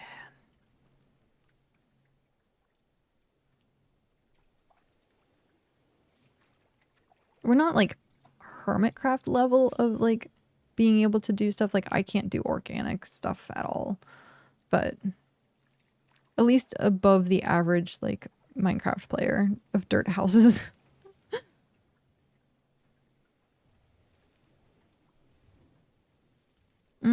We should have... Shoot. It's fine. I was gonna say, I should have brought some bait back with me, so that if I went out again, but it's whatever. We'll fill up on this and head home. Because what we're trying to do is get enough for ocean fishing, because that's what I really want to do. Okay. Okay, nothing went to storage. We're going to collect this. Meanwhile, I inevitably just dig a hole in the ground every single time. Or trap villagers in a village by a railroad. Tier 4. I'm going to start getting the fish oil together for that.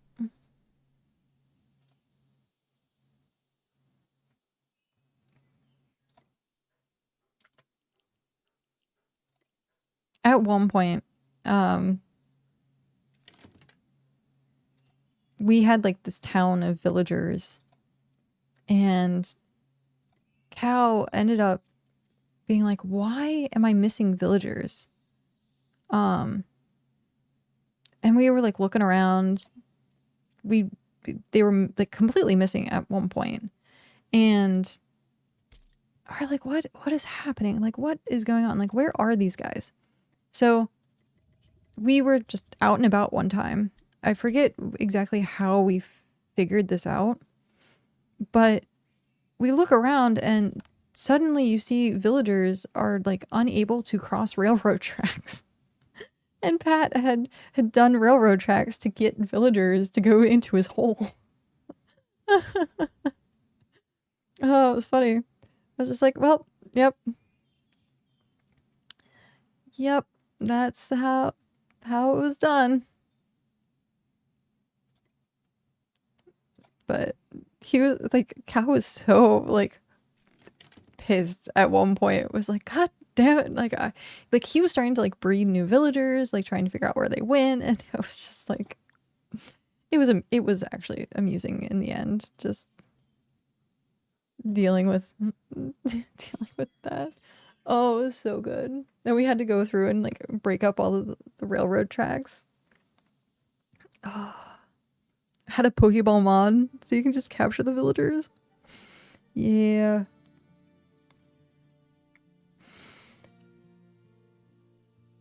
Just spawn the villagers in your hole.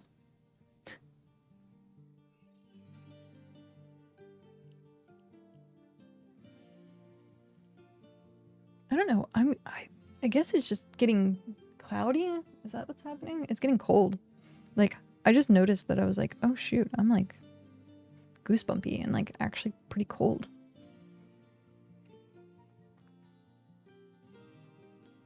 I don't know if I want to put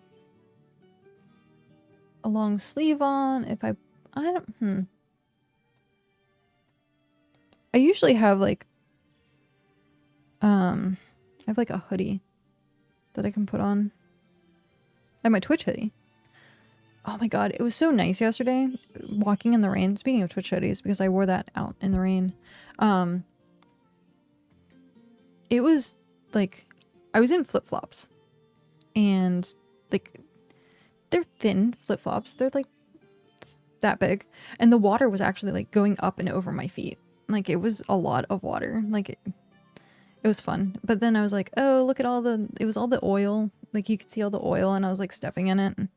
So I was like, ew, well, and it was just like grime and grossness from like the road, and I was like, maybe I shouldn't be playing in this.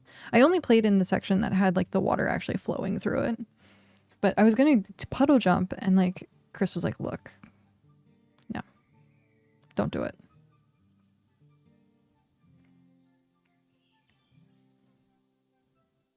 But it was fun. I liked the rain. I got soaked. I got like drenched, and then I realized like my hair, because it's like dyed, was just gonna start bleeding. It was just gonna start bleeding like red, and I was like, no, no. But it was fun. We never get rain. We were supposed to get more today, but it's just barely getting cloudy. Just barely getting cloudy. Which is probably why I'm cold. The rain was freezing. You could have slipped and then you would have missed out on all the terraforming experience. It's true. Remy, hello, how are you? Hope you're having a good stream. Just lurking. Enjoy the lurk. Thank you for stopping in and lurking. We're about to do tier 4 fish. Where do I want to go for that? I think we go north, right? We go up to Plaguelands. Is that what we're doing? Or we can go down here, excavation camp.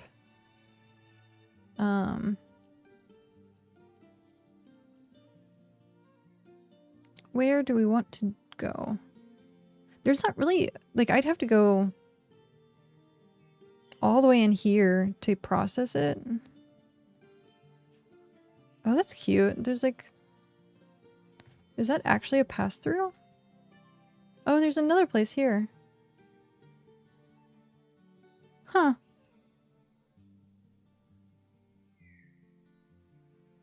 Splinter hand. I haven't been like over here. This is the desert area. There is a path through it. Yeah. It's like pretty cool. At some point, that's something else I need to do. I need to do my heart quest. I really need to do my heart quest. I guess we'll go Plaguelands and go north.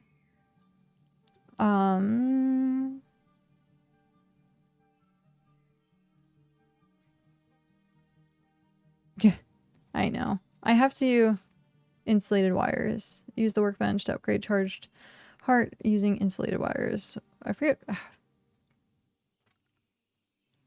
what it is. Obtain.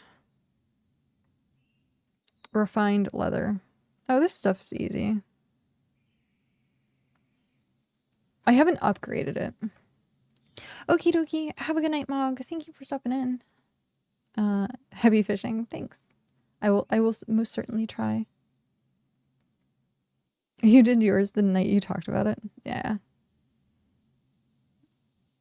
Refined simple leather.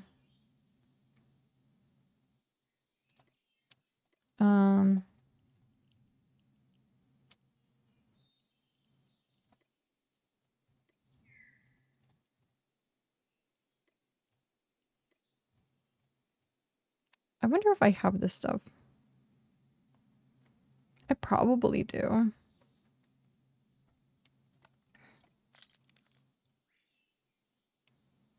Actually, I don't have enough of that, most likely.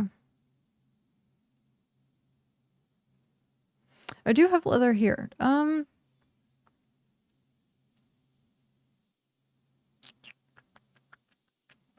me see if I have Braxite. Because I might be able to just do it really quick. At least one version of it. Oh, geez. Well, that's not good. I'm gonna have to clean that out. I don't know if you can see it, like the red mark. My knuckle. I opened the door yesterday and I scraped my knuckles off of the like door frame when I opened the door, and it tore up some of the skin, and like I touched it and it's like really upset, and I'm like, oh, and I might have to like clean that out again. Clean it out and put some Notsporin on it. Seeing that I'm allergic to Neosporin. Oh, no, I don't have Braxite. Grr. Okay. Well, we're not doing that. We're just gonna go fish. Go fish. So, I forget if it was yesterday, I think. Yeah, it was yesterday. I was down here getting the flotsam, and there was someone fishing, and they were doing tier 6 fish. And it was Garbanzo from Yggdrasil, I think. Don't tell them. Yeah, shh, no fish down there. And I ended up getting 2 eggs from the person, because they were just like, here, do you want eggs? Like the frog eggs. And I was like, sure. And they got them like 2 back to back. And I was like, cool, thanks. I didn't get anything good. I got a pink and orange one, which are the ones that I tend to get over and over again. But it was nice of them to give me their frog eggs. They had no room for them. I'm like, interesting that you have no room for them. But they might have been like doing some bait fishing as well, or like getting other fish, like lake fish. Tier 8 mysterious fish. It's so funny seeing like no one's come through and fished them yet. Okay, we want, I guess, Clipper to get out there. Let's track it first.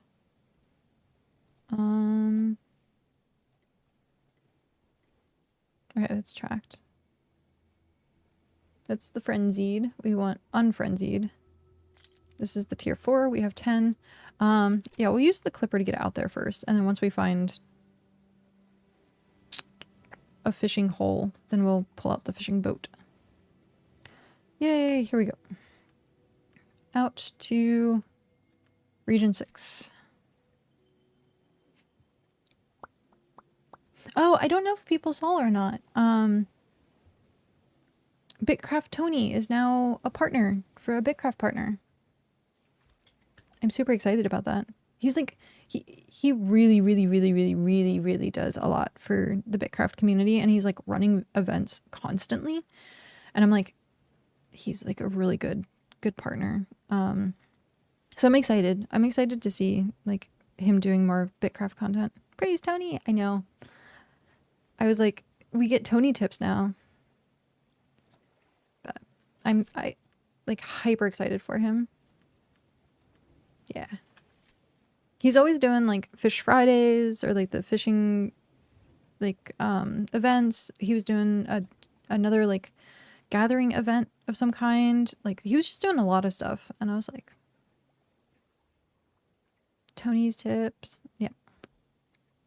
Oh hey. But yeah, it's good to see him like actually getting recognized for stuff like that. He definitely does a lot of community oriented stuff. And his streams are great. If you ever like listen to him like play music. So good. Just the tip, just for a minute. Just for a minute. Okay. Collective vaults.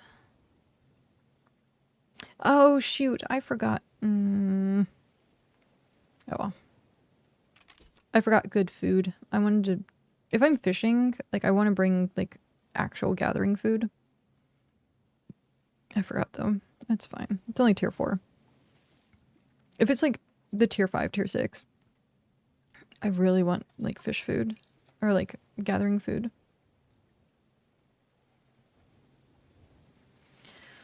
Okay. Speaking of food, I didn't really eat today.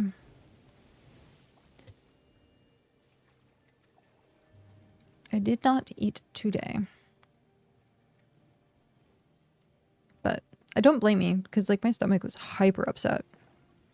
And there was no way I was going to force myself to eat with an upset tummy.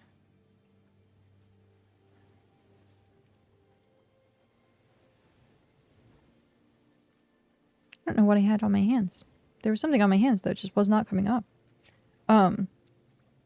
Nacho steak. Ooh. Nachos sound amazing. We actually, we have like queso, white queso blanco dip. It's Ember Mom. I ate that a little bit yesterday, right before bed, because I was like, I want some. I need something to eat. Like my stomach was just like turning itself inside out, but I didn't want anything like big, because like you never really want to eat and then go to bed. So I ate like some chips and cheese, and I was like, eh. It's part of the reason why my stomach's probably upset today. But I like putting, we have like a 4 cheese blend, like in a big zip bag. I like taking scoops, putting a little bit of cheese in them. I think Mom does this for her nachos. But I put cheese over it and then I put like a little drop of like hot sauce. And then if I have like other stuff to put on the nachos, then I'll put it on. Like sometimes we have avocado.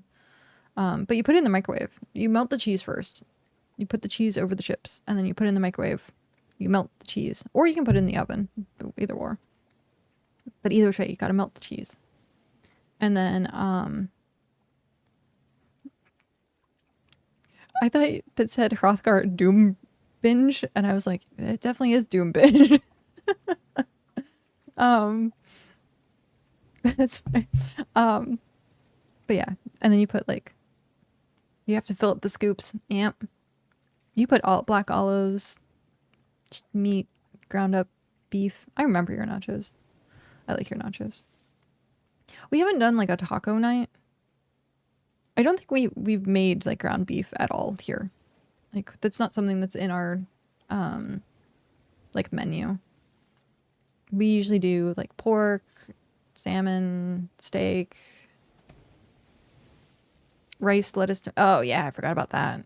You got to do the full load up. Yeah. We also never buy. We have like salads, like pre-made salads, but we never just buy lettuce.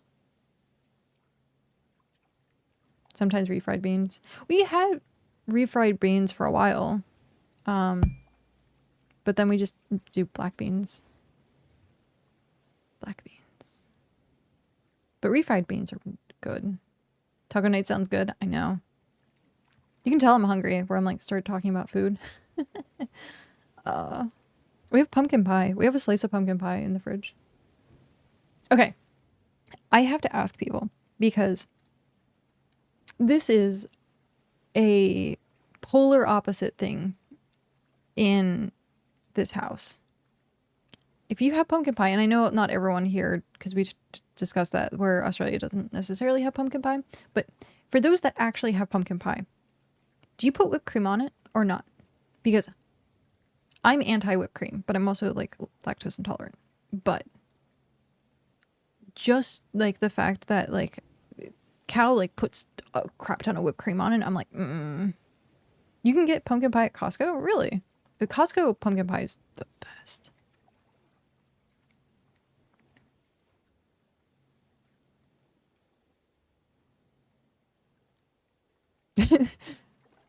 I'm about to drop the kids off at school and then strip mine BitCraft. There you go. Almost every Sunday. Taco night. But yeah. I like... the closest Costco is 400 kilometers away. Jeez. Oh, that's a long way. Larry makes your pumpkin pies. Yeah. I just like I can't put whipped cream.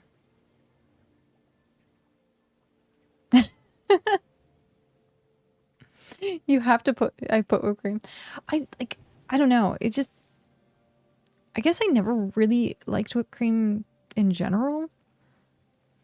But I'm like not a big sugar person, but I like just plain pumpkin pie. Like, But a spoonful is okay. I can see that. Having just a spoonful. Pumpkin and pie still sounds odd to me in a pie. Where does the meat go? Right.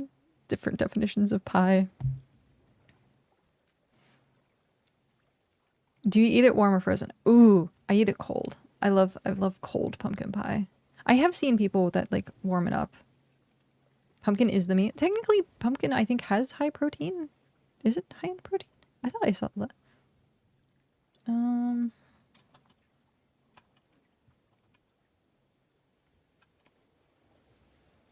Is pumpkin high in protein? Oh, it is not. But the seeds are. Interesting. Cooked pumpkin has about 1.8 to 2.7 grams of protein, while 1 ounce serving of pumpkin seeds provides roughly 5 to 7 grams of protein. Huh. So pumpkin seeds. Interesting. So it's not considered a protein. You can make high protein pumpkin stuff, but no, it's not high in protein. I thought it was. That's interesting.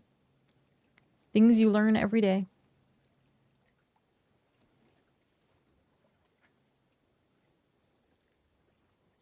It's better cold. Yeah. There's not, like, I actually prefer cold food. I would say like 90% of what I eat is cold.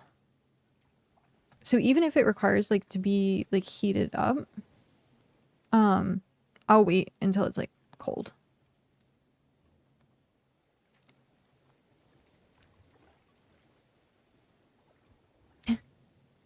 Smashing the pumpkins.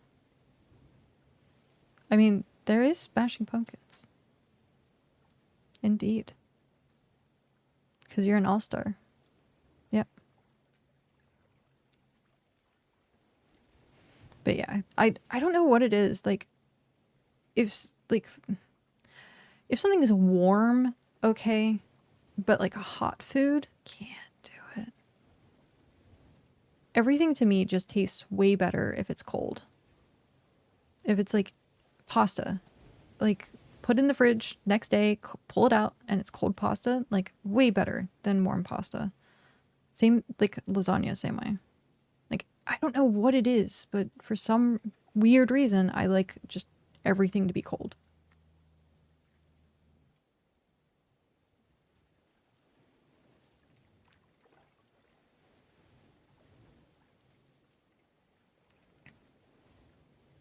Nothing better than a piping hot rat coffin covered in 10 horse.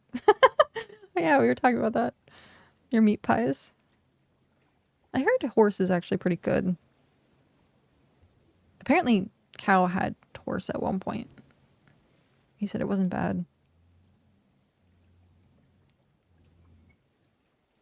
Different cultures eat different things. We were actually, where were we? We were talking about this. I think it was the birthday party. How there's like no law about feeding animals to animals. It's just socially frowned upon. So like, say you have like a giant steak. If you fed like mice to it, like people don't. That's normal. You feed it mice. You feed it a rat. But people like being like, oh, I fed it a cat. You're like, oh, no. But there's no law against like feeding animals to animals. Like, there isn't. At least not the one we could find, which was very interesting because like obviously like humans, you can't do anything. They're still animals, but like that's the one animal that you can't feed to other animals. But it was very interesting to be like, yeah, it's just socially unacceptable. It's not that it's like illegal or anything. It's just socially unacceptable. But there are plenty of times where people have like pet lizards that you feed like bunnies to. You feed them rabbits and stuff. Like, it's the circle of life. So a lot of animals are carnivorous, so you kind of have to, yeah, feed animals to animals. But we just thought it was interesting because like how people would be like, oh no, it's a cat, or no, it's a dog, but because it's like a pet. So is BitCraft still a pay to empire game? Pay to empire. No. I say that with a question mark because saying still. But your conversation was more of it anyway. So, no, it's all good. Thank you for sidetracking it. We do some weird conversations here. Hex shards, yeah, you get 10,000 of them for doing early access. Those 10,000, like, it depends on what you want out of the empire system. If you want like a giant empire, then yeah, you're gonna have to like probably buy shards, or if you have like a group of people that you're playing with, you can tend to donate those shards. We've never had to buy shards. We have an empire. It's smaller, but I have heard like big empires like have had to buy shards. So it just depends on what you want out of it. Honestly, the empire system just, it doesn't do anything. It's just flexing on the map. So like, here's my little empire, and I'm happy just having this tiny little empire. The only reason I have an empire is because there's not a guild system, and I keep my crown off because I don't care for it. You get the cloak and you get titles. No one's attacked me. Nope. I actually got the watchtower from the people beneath us. So they gave us so Hold My Beer ended up giving me this watchtower so that I could have land. And so like if I wanted to ask for more land, I probably could, because there's like a lot of like space. So like I could probably take one more, because like Hold My Beer ended up going into this in region 2. And then I think yeah, Ithacan ended up going into region 2 some. They're just everywhere. They pretty much take as much land as they possibly can. And so if I like asked politely, I might be able to get another one. If they did attack you and kept paying hexite shards, they would win. I mean, yes, but I don't really care, because the empire system, like, I know people in our community would definitely like match that. So I know like Cow would probably spend a crap ton of money to do hexite shards. I have a bunch of hexite shards still. So like, oh, I can't do that. So like I used to have 13,000 and I'd already spent like 5,000 or something like that. We have an alt that has 10,000 shards. So like,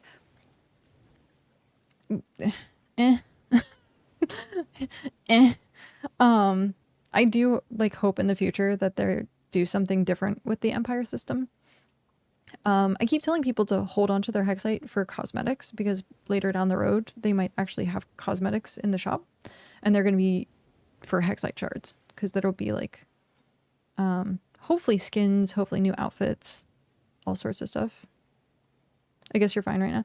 Yeah, I'm also in a bunch of different alliances with people and treaties with people. So like if someone did try to like start something, like we'd probably have like a decent amount of people in the area that would back up against it. So I'd annoy them back 20 hours a day. Yeah, we do have a lot of no-lifers. So we have a lot of us that play like 1,000 hours so far. So like gathering resources and stuff like that. I do at some point need to go through and fill up the watchtowers I do have. I was just keeping them as bare minimum, but then someone somewhere else was like, oh, make sure to fill up your watchtowers because people are going around and like trying to contest like smaller settlements. And I was like, okay. I suppose the game is in open beta with a paywall, so it's pretty safe. Technically, I guess that would be. There is somewhat of a like safety net based on who's playing the game, but like once it goes free to play, oh, it's definitely going to be open game. And by that I mean like people are gonna troll people are gonna like have 1,000 alts, it's just gonna get flooded probably. I'm not looking forward to free to play, but that's years down the road.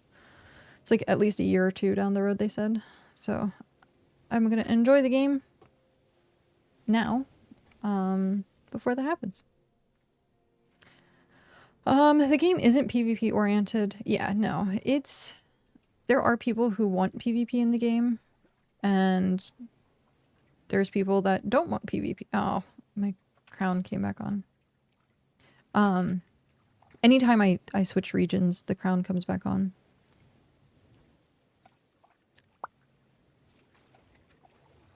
Come on. There we go. Storage. It'll depend on the reactions I get. Griefer type viewers will stick around for yeah. There are people that have started griefing other players, and for the most part, I think it's mostly stopped. There are disagreements that happen. Right now, people are causing trouble because they're bored. So, Cloudy, hello, Cloudy. If they still have it locked to one account per Steam account, there won't be lots of alts. There could still be lots of alts. There's someone who has 9 alts. Like, it's easy. It's super easy to make a Steam account. Super easy. And especially if you can like virtual machine it. Doesn't take very much to set up. How are you doing today, Cloudy? But yeah, someone running 9 alts. I imagine they have 3 monitors and they have 4 on the side monitors and they run a main.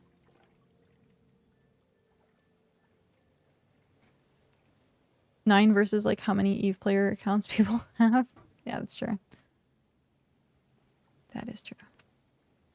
It'd be interesting. I don't know if BitCraft's ever going to have their own launcher or whether it's going to be through Steam. Yeah, I only have 1 alt as well. I need to actually utilize my alt more. But yeah, the Ember's, like, I know people have actually talked about, like, hey, Empire system needs fixed. Like, there's a lot of people that are anti-Empire. If you see Floofwax around, I know he's anti-Empire. He pretty much left our group as soon as we became an Empire. And it's understandable. Like, it is completely understandable. People just do it. It's like showing off your ego. That's all it is. You have 3 alts now, but only using 1 right now. Yeah, because that's for the family. Faye, hi Faye. Hello. Good morning. Clockwork said it was cosmetic, and so it's fair to monetize. Clearly isn't cosmetic. But it is. There's nothing. The Empire system does not affect the game. You can completely ignore the Empire system. If you're a single player and just having a settlement, like, you can completely, it doesn't do anything to the fundamentals of playing the game. Okie dokie. Enjoy the lurk, and take care, Hrothgar. I'll see you in a bit. Like, if I really wanted to, like, you can turn off empires on the map now. Turn off watchtowers on the map. So you would just see like this. And I know people who do play like this. With everything off. Yep. Empire system boils down to fighting for the right to scribble your name on the world map. Yep. That is all it is. You get cosmetics, you get the crown, you get the cloak. But yeah, there's no game fundamentals that come from the Empire system.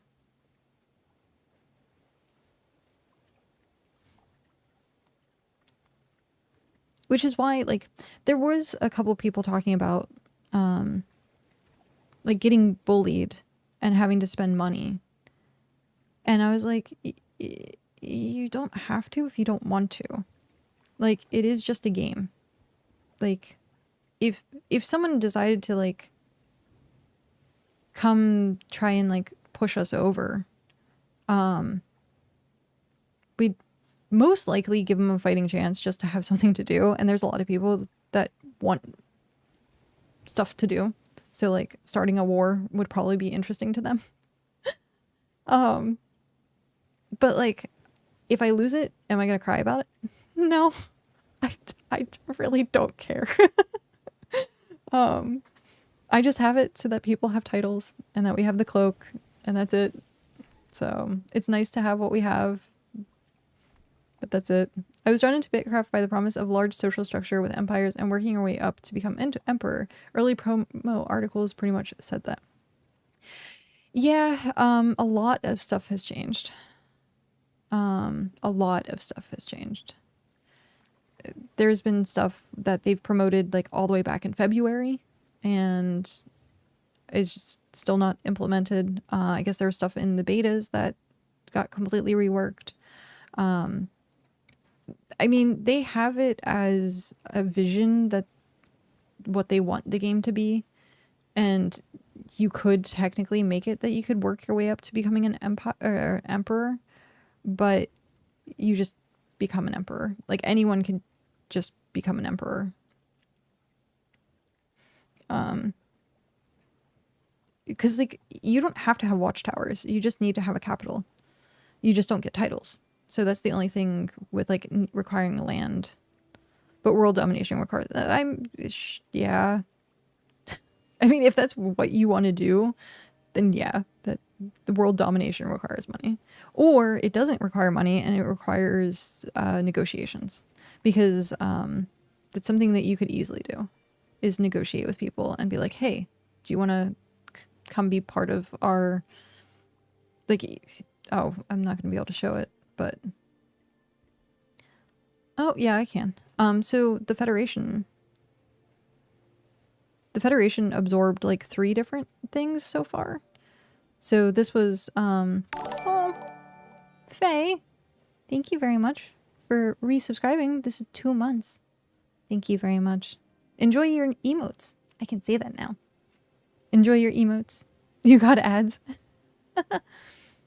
Ashley Butt. Oink. It's funny. But they took over, like, Jackals of the Coast. They were the people that were above us. I think they've absorbed a couple of other people. They talked about, like, anyone who wants to join can join. Yggdrasil seems to be pretty big right now. Hold My Beer seems like it's getting edged out of Region 3. It's going into Region 2. So, like, you could just talk to people and be like, hey, do you want to join us? Like, do you want to have, like, a federation? They talked about taking over all of Region 3 with the Federation, but no idea. It's just a lot. Like, it depends on how you want to play the game. If you are highly diplomatic, you could be a diplomat and get land that way without having to pay for watchtowers. Jackals are gone? Yeah, jackals have been gone for a good while now.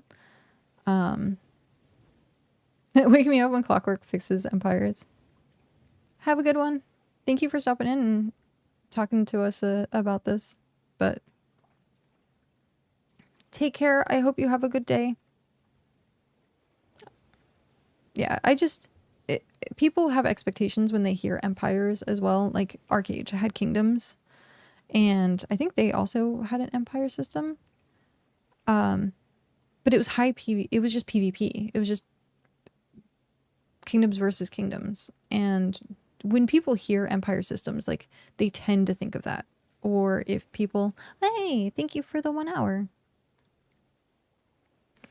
So yeah, I think there's expectations that are made with calling something a certain way or talking about introducing more PvP. Like, if you look at the roadmap, they talked about implementing more PvP stuff. And it's because they want to placate to every single player. They want something for everyone, but you can't do that. It is not healthy for a game to do that in any means. It's the quickest way to destroy a game, actually, is by trying to placate everyone, because by placating everyone, you're ruining the experience essentially for everyone. You're either going to get the cozy people, or you're going to get like hardcore PvPers. Like, PvPers also, region 10 PvP zone, like that would be cool. Like, have an entire region that is just the PvP zone. If people want to go harvest there, they can go harvest there and have their PvP. But do not put like region only stuff there and force PvP to happen. Like, that would be like one of the worst things that you could do. So I don't know. We'll see what they intend to do later on. But yeah, I think more so the coziness of this game is what's going to carry it. Our peers, cozy people, tend to pay more. One sec.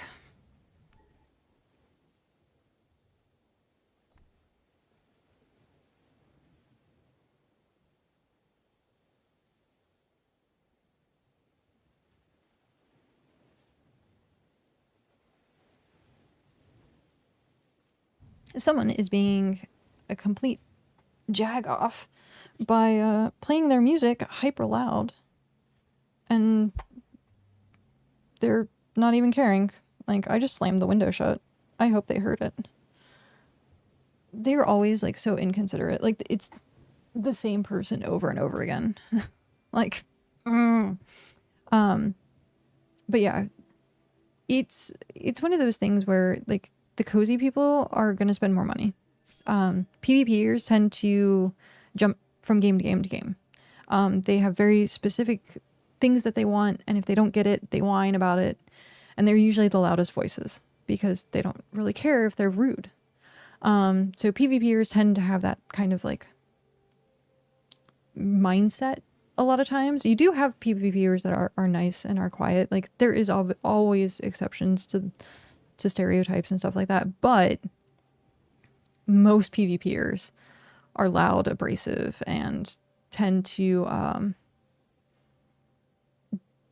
be very like vocal about being upset at stuff. And so companies hear that and they think that's everyone. It's not everyone. It's because the people who are usually the cozy people or the people that are enjoying the game, they don't have anything to yell about. And people don't tend to talk about the positives. They only talk about the negatives. That's human nature. So like, looking at trying to placate to everyone, like, you just, it's not feasible. And PvPers are just going to go to the next game, next thing that has PvP. They follow the adrenaline. They follow the Unu shiny. Like, if you give them a reason to have an ego, they usually take it. So like leaderboards and stuff like that. People were talking about having leaderboards in BitCraft. There's already leaderboards. It's called BitJita. So there's stuff like that that's hyper toxic for a cozy environment, but it's still happening. And so I don't know. I try to ignore it. I try to just, it is what it is. I'm going to play my own game. Like, play it my way because they're playing it their way, and let's move on. But we'll see. We'll see what they actually do. I know Clockwork is a newer company. They have 15 members, so it's small. And so they want to hear everyone and they want the feedback from everyone. I just hope they have a level head on their shoulders to realize like the people to listen to and to not listen to. I would welcome PvP if it was opt-in and it meant the game got a combat update to make combat fun and worth engaging in. Because at this point, PvP or not, the combat is pretty lackluster, and being able to stab my friends won't change that. I'd probably ask them to refund me if they add PvP. A lot of people have said that if they'd quit playing if they added more PvP. I again also don't mind opt-in as long as it doesn't force me to try and get a resource that is in a certain area. Sure, if you have like a higher risk but you get a greater reward, I don't care about that as long as it's the same thing in the rest of the world. So like PAX Day had that. They had the PvP area, which had the mining nodes, the high tier mining nodes. So it's PvP, and the mining nodes were everywhere. But there are areas in the overworld that are not PvP that still had those mining nodes. They just weren't as plentiful. And that to me, I don't really care. I'm just going to go to the non-PvP area, and I still had no problem farming. But we'd have to see.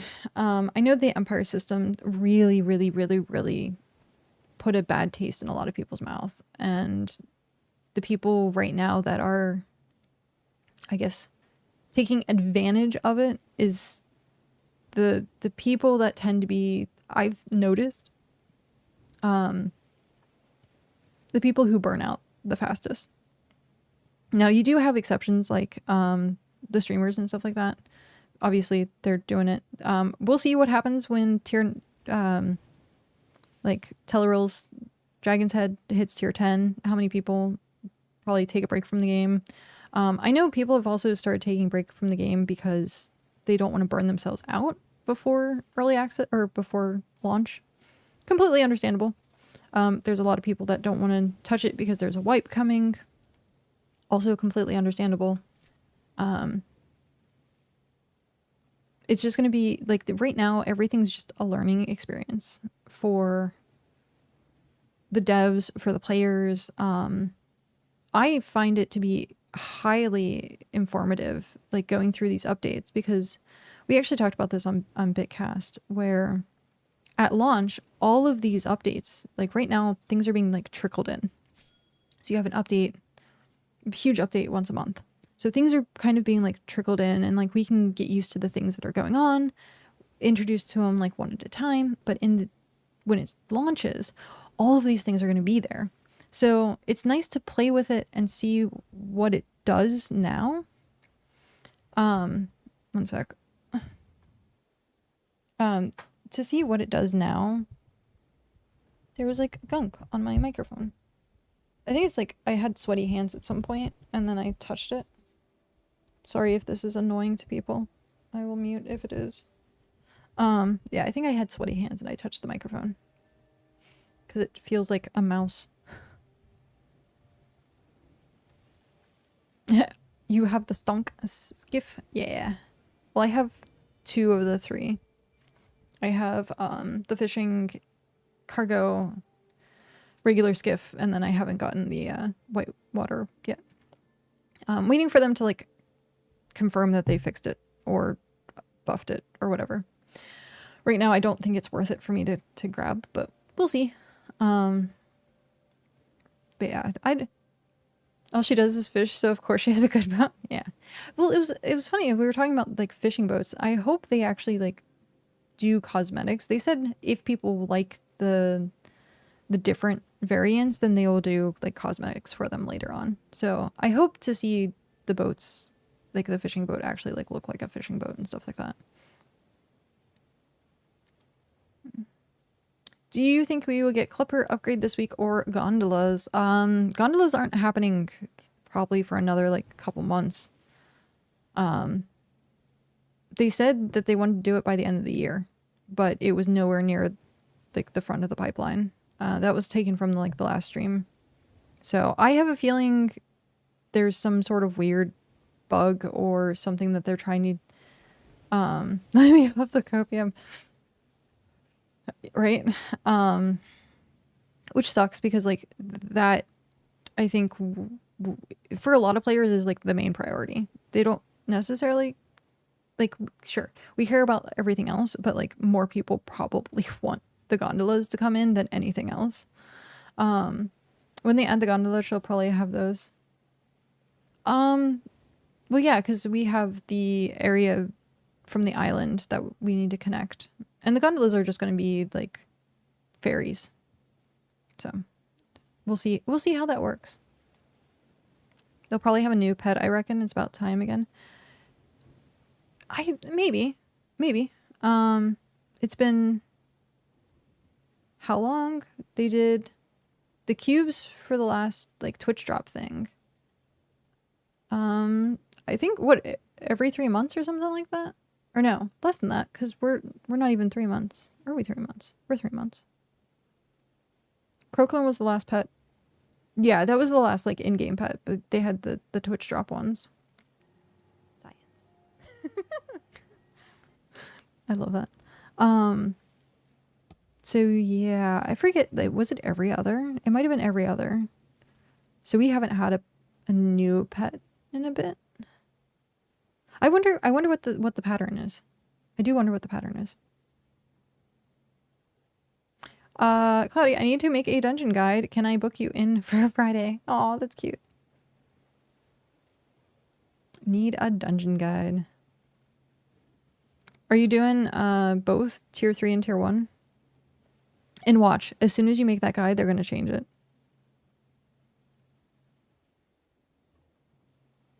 Duos with Cloudy Hype. Throw the book at them. Yeah. You fishing so long and only 38 fishes. Or boat was... Well, no, it's only been 38 fishes. The higher tier fish take longer, but I also don't have good food on. If I had good food on, then we'd probably have a lot more fish. They already nuked it 4 different times, that's why I didn't bother. Yeah. Cloudy Stinky. That's Rami. Rami is the stinky one. I stink nice. What was I gonna say? I was gonna say something. Juicelini, hello, welcome in.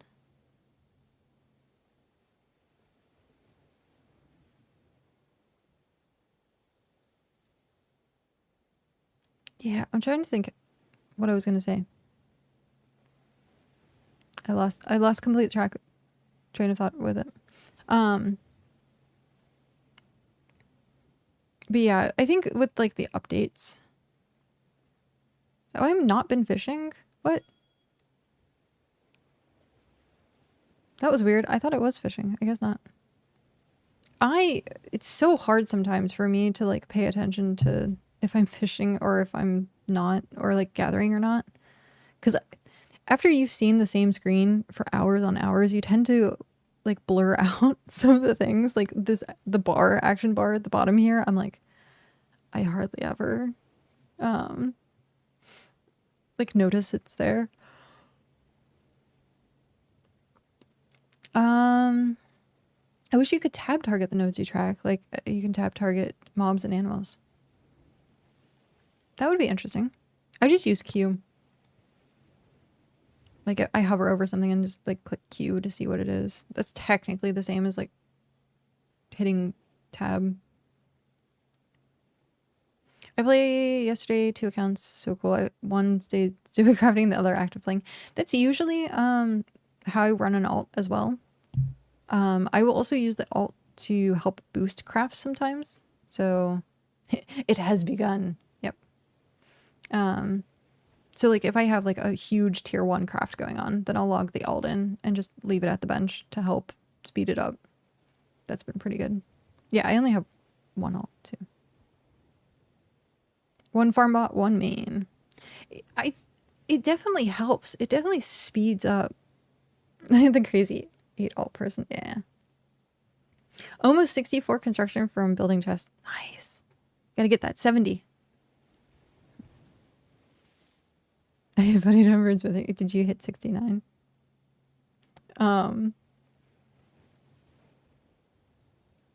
There you go. Nice. But yeah, looking forward to like level 70 construction for the storage, the massive storage. Maybe I need an alt to farm seeds for me. Like that's a good way to do it. Also, if you have like stuff that you want to bulk process, like that's another good way to do it. Because I'd give like half the stack of something to my alt and then have it on my main, and then it cooks at the same time. The only downside of that is if I'm not playing the alt, then I don't have those materials. I peek at fishing and making for anything that is like a long AFK. If it's a long AFK, perfect. I was using it for like gathering flowers also. That's not too bad because flowers are everywhere, so it's not like I have to like move around a lot. Also terraforming, yeah. I still like, I should have like this entire time just had my alt making a giant pillar and like deconstructing it.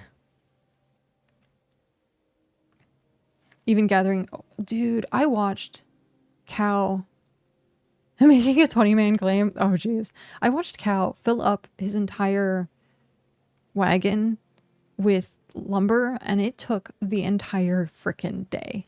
Like it took so long. Like I barely even fill it up with 100 of anything. Dirt deletion crew on a road, call the DTC. That's awesome. That is awesome. Oh yeah, the new stamina food. Yeah, I need to do more pumpkin stuff. 5,000 tier 1 ingots takes me 1.5 days. Oh jeez. Yeah. It's chunk. That's one of those things, like, I don't mind sitting here as long as I have, like, people to talk to or, like, things to do. So, like, if I'm not streaming and I'm doing this, I'm, like, watching a show or listening to something else. Like, when people say this is a second monitor game, it is 100% a second monitor game. And because of that, like, I think in general, they talked about multiple times, like changing the minute-to-minute gameplay. So we'll have to see what it does. Hopefully it comes sooner than later. I would like to see some like updates like by the end of the year that really, really, really, really speed up stuff. Bulb rolls, yeah, that's what I used to. If it was up to me, I'd probably sit there and do farming all day. It wasn't that. Oh, you did forestry, I think, right? You had like high forestry. Yeah, I mean, honestly, doing farming, if you do like fish and fertilizer and then do farming, like that's great. You napped on stream for 20 minutes? Oh, geez. No one said nothing. That's funny. With 2-3 accounts, it's an active game. Yeah. Budget faker. Oh, that's funny. Budget faker. I could see 2 to 3 alts actually being like an active game, because you're like constantly moving them around unless they're stuck on like a 10-hour freaking craft or fishing. Like you click like 3 times and you're done. You do Reaper tasks on RuneScape when I craft and not editing. Oh, nice. That's why I'm here. Animating is tedious work, so nice to have a Twitch stream up to listen to. Yeah. I do that sometimes too. I don't necessarily like listening to it per se if I'm like focusing, but I will have like the video up. I get hyper distracted if I hear like other audio. 75 quills craft up with 4 rerolls. 4 rares up to tier 6 and all burn tons of mats for. Oh, I managed to get everything to rare. And then I have to get my hunting up to get them to tier 5. So at some point I want to just keep rolling tier 4s to see if I get epic and then work on tiering them up. Cuz it's easier to get the materials lower than it is like higher for me, I think. So we'll see. Re-rolling, I hate. It feels like a waste of material. It's necessary, but it seriously feels like a waste of material. I like micromanaging the terraforming levels when there's multiple people on it, so it feels like perma-transforming to them because I'm adjusting the height along the way.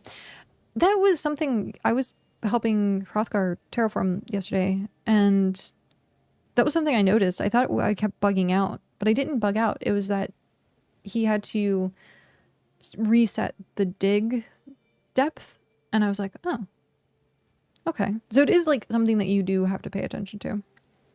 I went the last item to epic legendary, so annoying. Oh, are you missing like 1 epic? My tools for the scrapping guide went burr. Yeah, if you do it before it runs out, it doesn't interrupt anyone else. Yeah, that's what I figured. All epics. How? I only have 1 epic, and it's a hand-me-down. Like, what do you do? Is it just like, do you batch craft? Like, is that like 90% of what you do in the game is just like gather materials? Like 15, wow, 1,530 hours of playtime. That's crazy. What is this? Jeez.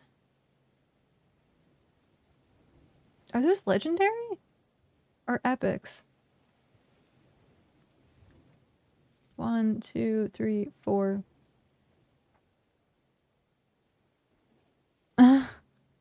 You were just getting B-roll for the footage? Jeez, that's so lucky. Now, did you get them?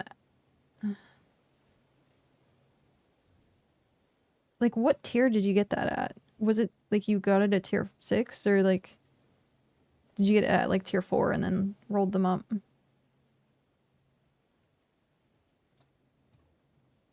That's crazy. They hit epic at tier 4. That I went through, I don't even know how many things and re-rolls. I probably made 100 tools and nothing to epic. I have 7 skills, 70 plus, 1 near, 70 others, mid 60.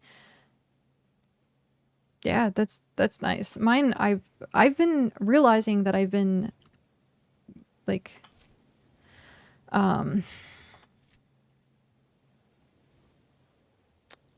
what's the word I'm looking for?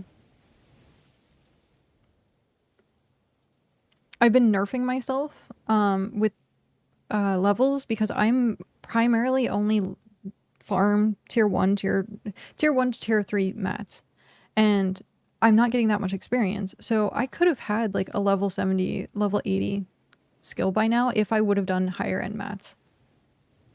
And so it's just thinking about that now, like those are the things that I'm going to be like doing differently when the game launches, because I wasted so much time on only farming tier 1 material. So much time wasted. It was necessary, like we needed it for leveling stuff up, but damn, it just Leatherworking knife was 1 tap, machete was 2 tap, hammer was 5 tap, and the pickaxe upgraded to epic from tier 4 to tier 5. Jeez. You're 80 million and top rank has 180. Yeah, I saw that. The amount of experience that I haven't tried rolling chisel, quilt, and scissors yet. I was only rolling my tools for the video. Before that, I was just running uncommons. That's, yeah. I'm gonna try and put them up to tier 5 and just see if something rolls.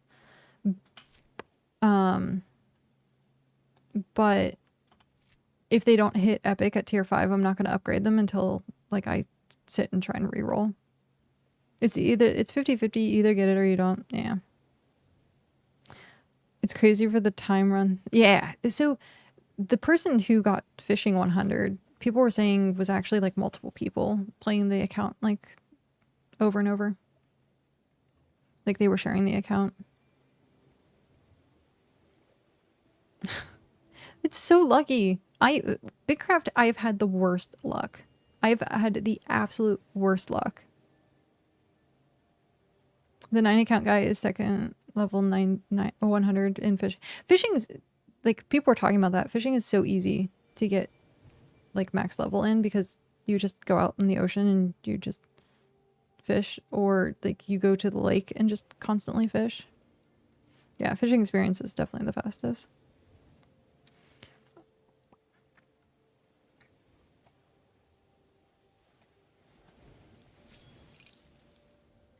Okay. They massacred hunting experience and I don't know why. Really? I didn't see anything about that. I also didn't do hunting until the last update, so. Give me 1 second. I'm gonna use the restroom. I'll be right back.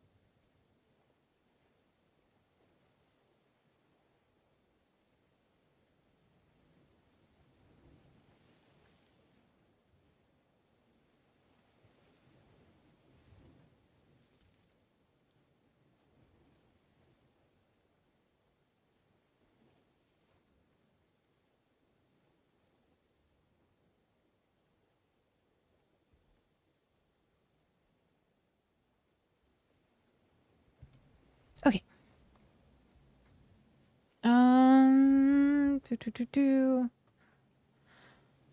Foraging is slowest to level. Interesting.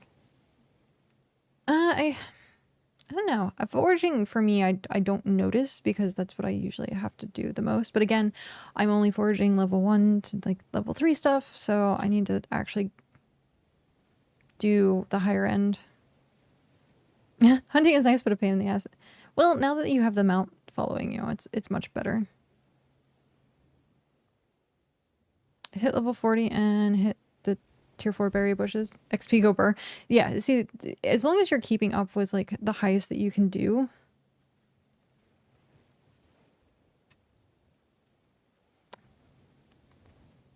Is a pain every level up. You're near level 72. Jeez. Takes hours and hours for level. Tier 4 bushes have 5k. Oh, okay. Yeah. They have a lot of... That was something I noticed actually at one point. Was like the weird levels of like HP. Or like the weird... Like some things have like way too much experience or XP. Blah, blah, HP. And some things have like way too little. Like carvings only having like 100 HP. I'm like, are you kidding me? Like, you have to run all over the place to get those carvings. Thankfully, a lot of times they are all over the place, but still. Like, I want to be able to stand there for a few more seconds to actually get them. Carvings give guaranteed drops on kills, though. Yes, but it also depends, like, I've gotten like 1 from 1, and I've gotten like 5 from 1. So it's very random for me. Because they were bugged earlier, I just haven't reverted the bush HP yet. Ah, yeah, that's true. Didn't have tier 4 berries.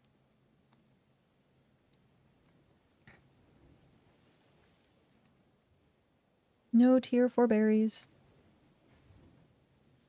I have like pieces of my dreads like falling out of my... I don't mind having like 1 piece out, but like having 1 piece. Having multiple, like, don't like it.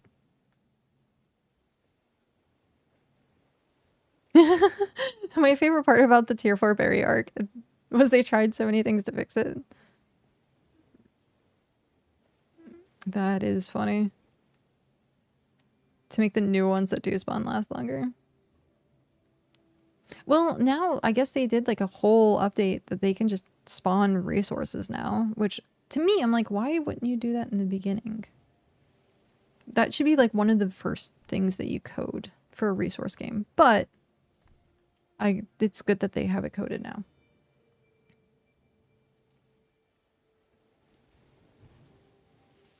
Someone forgot to turn it on for every region except for region 1. No, they did that specifically because of the berry bug, I think. Right, but I know that they did it specifically for the berries, but like, why? It's a resource game. They should be able to put resources into the game. Like, these wouldn't have been in there as readily, I don't think, if the resources... Now, they do have to fix where resources spawn, though, because stuff spawning inside rocks and inside fish pools, not great. So I think something was said about trying to get that fixed sooner than later.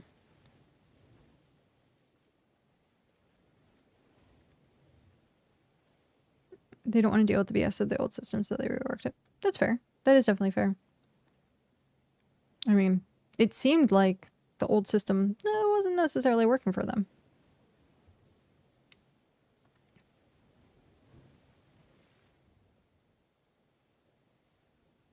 So like right now I'm level 67. I think ocean fishing is probably the fastest way to get fishing experience because it ticks no matter what. Compared to lake fishing where you're going to fill up on your inventory like fast. But this, I'm getting like a tick every single time.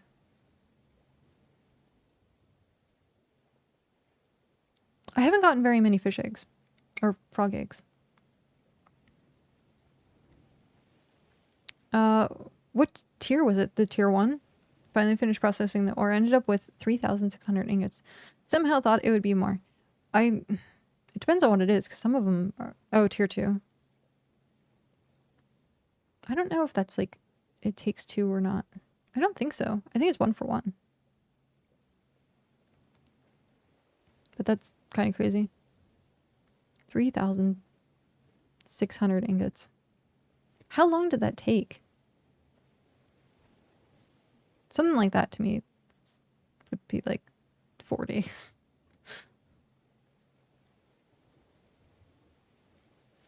See, the rain clouds are coming in.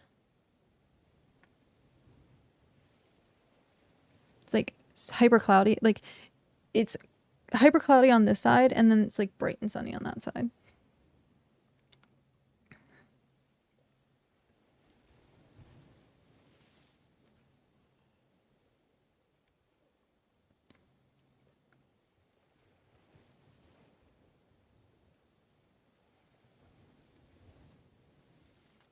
Getting to 70 is going to be takes so long.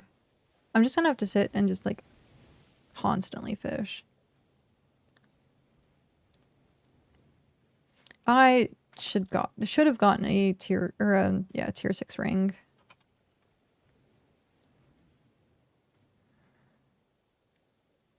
There's tier 5. Because my ring's only tier 2. There's tier 5. Tier 4.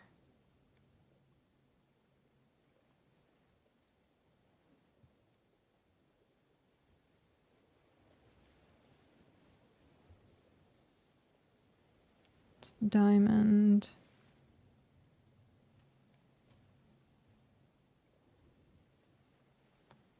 There's the tier 7. Oh, tier 8. Jeez.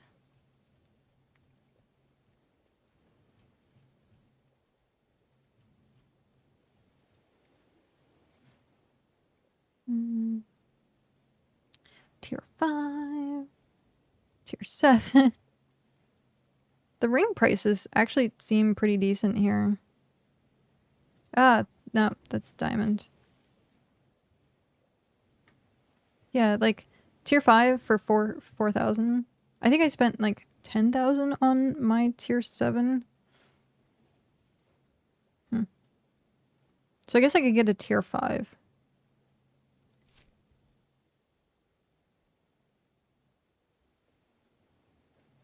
Oh. There. I mean, if I really wanted a tier 5, because I only have a tier 2 right now, or I could just wait 3 levels and put on the tier 7, like a week. But there's also a couple of days I didn't play at all. Ah, gotcha. Like, do I spend the 5k? Do I spend 9k for the tier 7? A longer time ago. Yeah. Region 3 is suffering so hard. Like, I think the only people that are like actually active in Region 3 at this point are the Ithacan.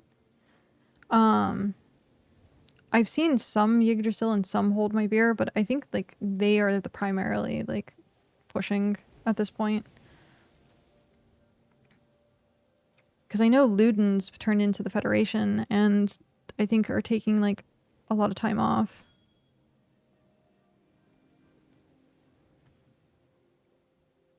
Region 9 got so many new people from the Steam sale. It was so nice. Yeah, that's what people in Region 3 were pissed because they were like, we never get people, like new people to come like play. And I was like, eh. You have weekly events, people have, yeah, Region 9 is really good for community events. So like I could understand wanting to put people in like the region that's actually like active. And then putting more people in Region 5 is just ridiculous. Region 7 and Region 3 are hyper low.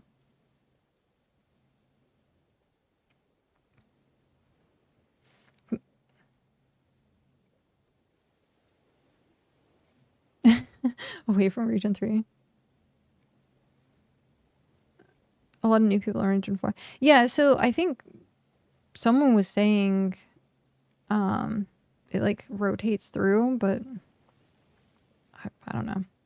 I'm not going to pretend like I know anything about that one. There was 6 newbie accounts in Runetown. Yeah. You got 3 new recruits yesterday. Nice. There was someone that was at Ember Isle, I guess, that was looking to join, and no one was on to like invite them to the settlement, so I probably missed that one.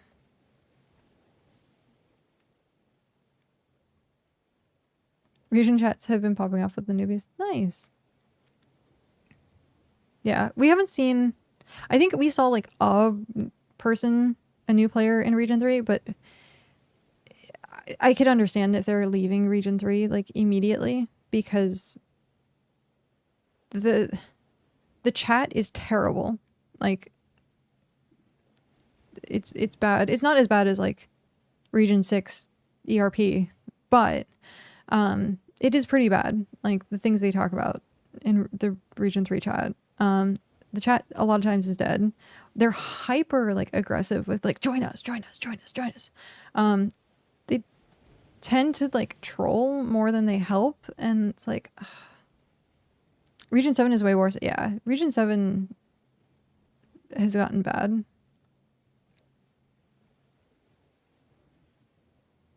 Welcome back. Me troll never. See, it's more like Swags and Yggdrasil people that are always constantly talking about like weird stuff that's like I don't even want to listen to it. I live there. No one with more than 3 have global chat active. I leave it up to, just to see what's going on, but oh, that's funny. We got a lot of Australians in Region 4. Oh, really? I don't ever like show that I'm at like I don't advertise that I'm recruiting, but maybe I should to help new players out.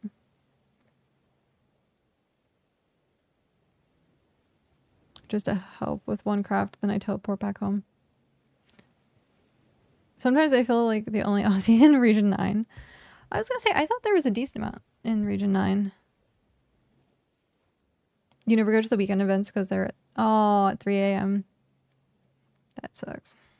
Yeah, I could see that being like a problem time zone wise.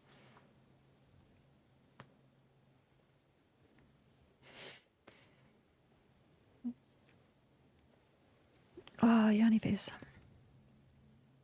Yeah, especially like if we like when we start over at launch, I do think being in either region 4, 5, or 6, like I don't want to be in 5. It's gonna be way too crowded. But like being in region like 4 or 6 is probably gonna be best. That way I'm in like the middle of everything, because having the desert in region 3, it's like not worth it. Like the desert's so large and it doesn't really have like too much.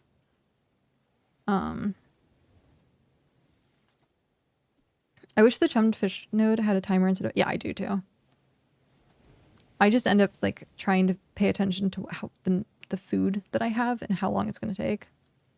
So if I have a 30-minute food, I pop it like at the first hole and then I will like wait. Like I'll wait to click the food until I like chum the hole. And then as soon as that, I like count it down from there and then hope that there's one that's close by so that I can finish my food on the second hole. Newbie zone and decorate stuff to make it look pretty. Aww.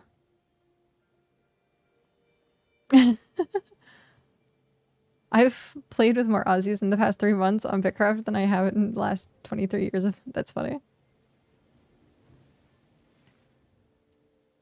I'd rather go to where the Aussies are. We have a lot. Like, the Hearth has a lot of, like, Australian members.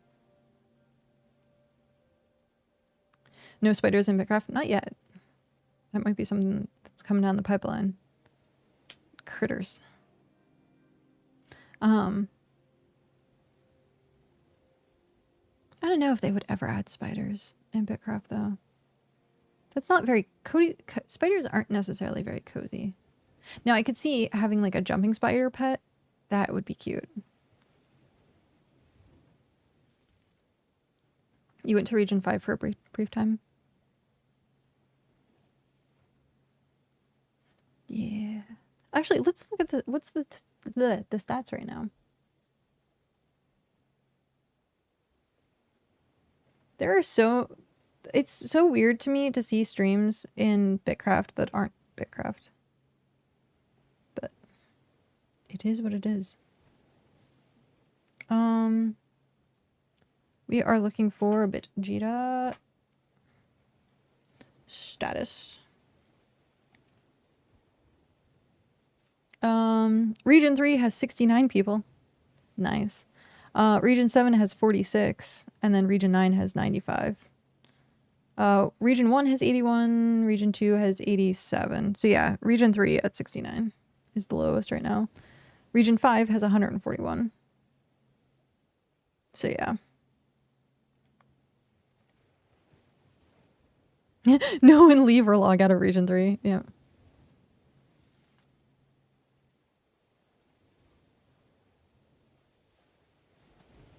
Hi, Stitch. Speaking of jumping spiders, how is yours? Did we summon you with spider talk? Basically, have an entire road network connecting our capitals. He just got one more road to build. Yes. Tier 1 fishing rod. That's funny. We were talking about if spiders ever came into BitCraft, and I said the only way I think they would come into the game is if it was like a cute jumping spider pet. And then we started slightly talking about spiders. Well, because someone said that the difference between Australia and BitCraft is the fact that BitCraft doesn't have spiders. I keep neglecting my ult. I need to like not. It's unfortunate. The jumping spider pets they added in WoW are adorable. I haven't seen those. Same time, main account, 150 fishes. Jeez. What are you loading up? Fishes cargo? I like the fishing bonus, but I can understand doing the cargo for more fish. In the wilderness, slowly dying from starvation, getting occasionally attacked by dingoes and droppers. Oh no! You need 960 tier 1 shells. Jeez. How many do we need?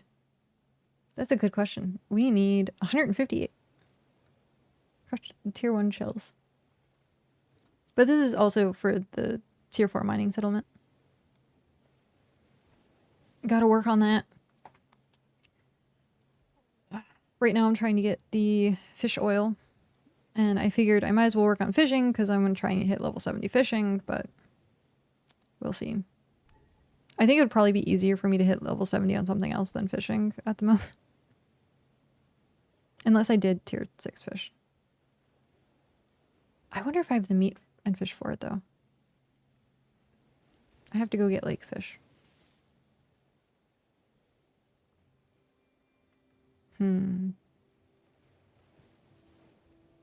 Region 4 chat gets so unhinged. It's tier 6 fish is easy. Well, I was gonna say for if I have to get the I have to start from scratch, so I have to get the bait, I have to get the lake fish, and then I'm gonna have to get chum. But the thing in my head that like paused, I was like, do I have the tier 6 meat? But I guess I could try and find tier 6 meat on the auction house.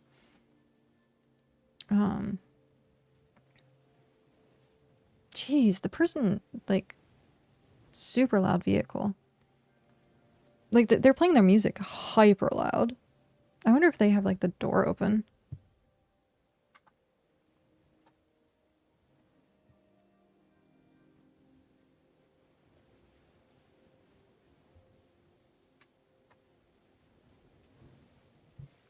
They left.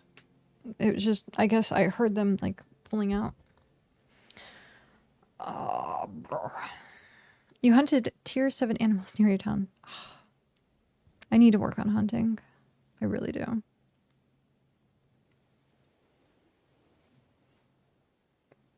Having it only at level 40 is like rough. Del, hi Del, how are you? Good morning.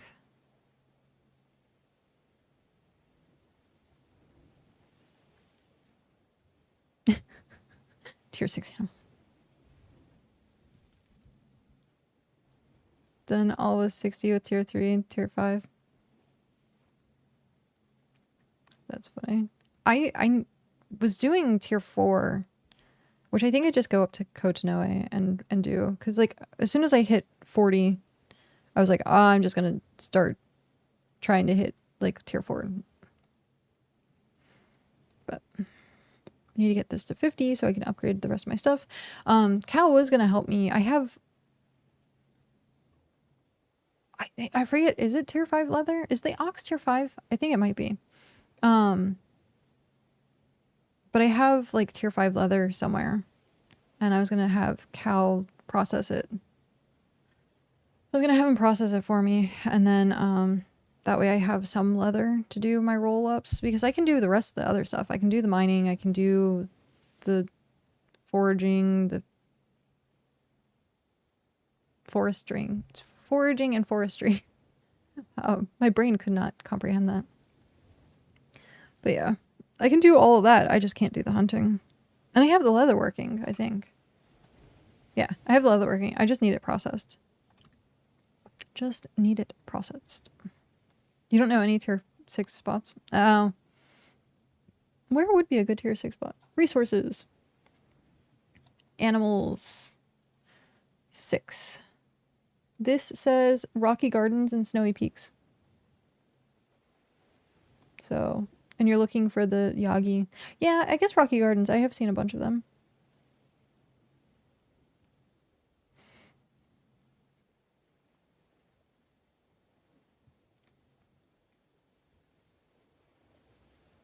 You need 50 honey. Oh, yeah. Have one small, lower tiers, no problem, stay FK, but you process. Oh, processing stuff way too fast. I could see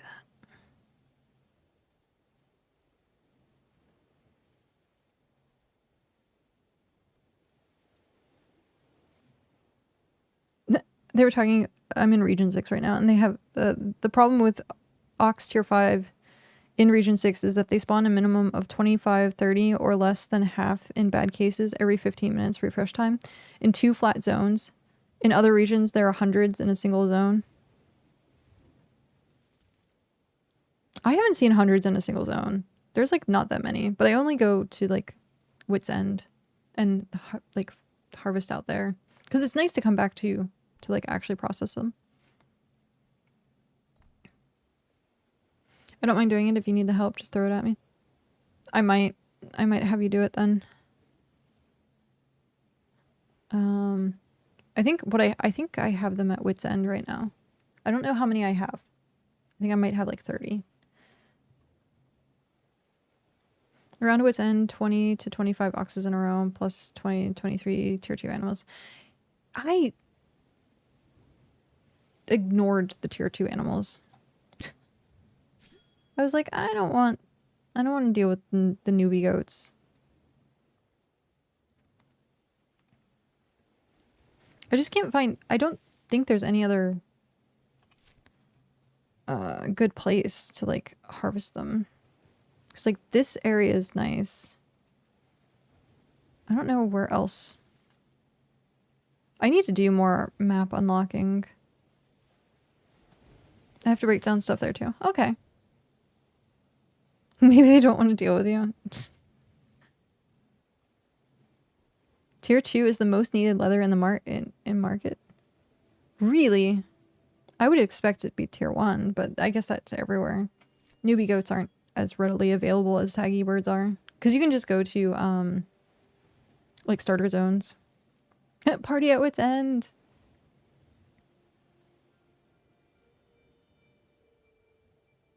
I like how Claudia says keep farming saggy birds. Yes.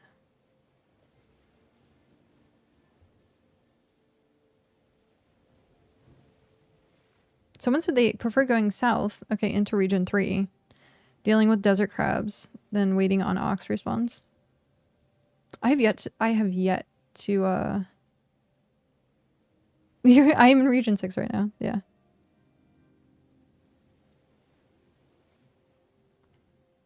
I has Pax Pox, so not playing today. Oh no. I'm sorry to hear that you got the Pax Pox. It's terrible. Convention sicknesses are just the worst. Because you're not sure exactly what it is.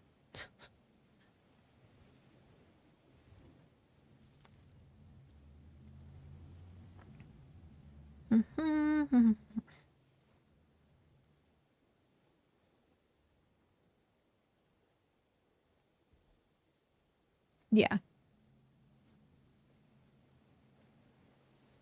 Probably not COVID unless I took the tests too soon or something.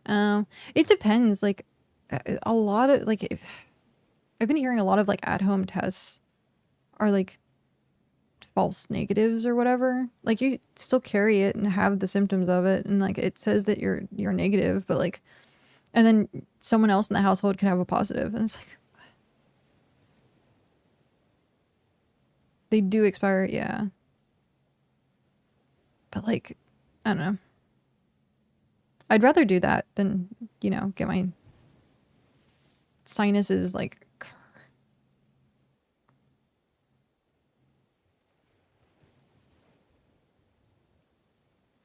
Is the wood thing where trucks transport stuff called ranges in your speech? Is the wood thing where trucks transport stuff? This does not sound familiar to me.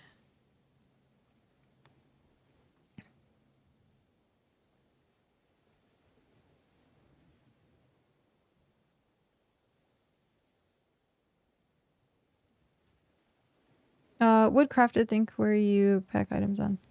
Oh, no, I have, yeah, it's a pallet. We call it a pallet as well.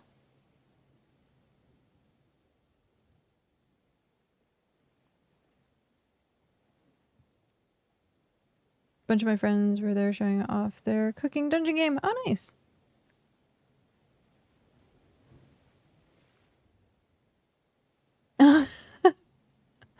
That's funny. A sailing pallet. Nice.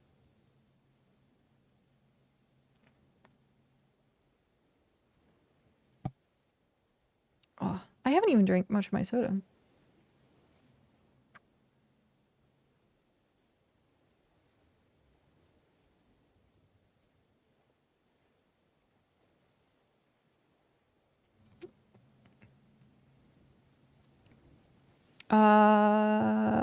What country am I from? I'm from USA. I was trying to say, like, I was gonna say North America, but then I was like, you can't say North America because that includes Canada. And I'm like, I guess just the USA. Yeah. Someone needs to go grocery shopping for you. Go get delivery.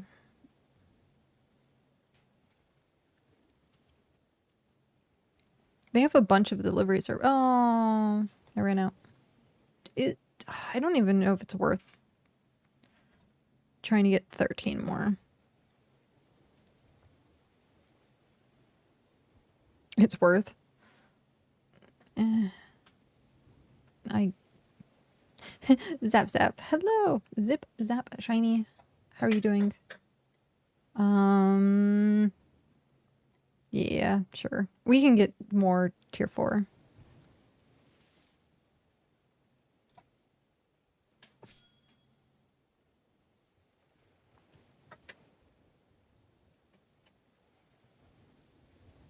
Tier 4 meat I have plenty of, I think. Or I can at least get more of it. You got an alert that your Warhammer is coming today. Mrs. Doomberger will be pleased. Oh, that's funny.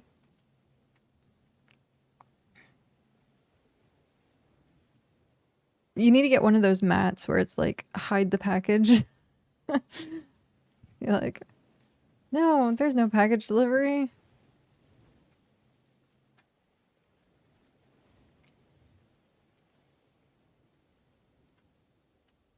Ad breaks end in 5 seconds. Watch, I would have said that, like, I was, like, it'd be a waste to, like, chum this hole, but then, like, I'm gonna not get enough to fill my boat. Watch. It's gonna happen. Chase newbie goats into shallow waters, but my mountain newbie goat refuses to. Big brain logic. Yeah. If only. All mounts hate water. Even the ox. And the goat.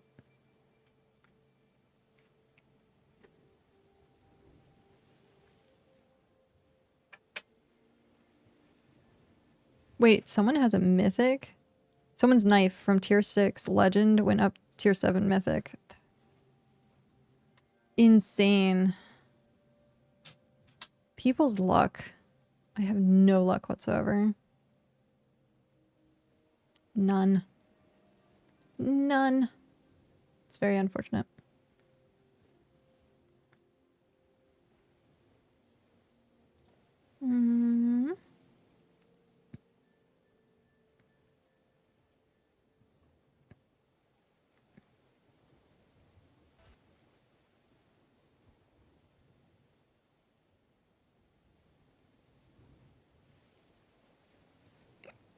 Oh, hiccups.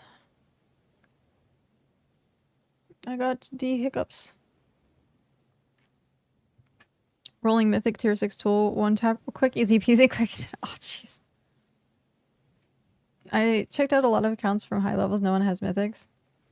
Yeah, well, check out Luna Stella. Apparently they have a mythic.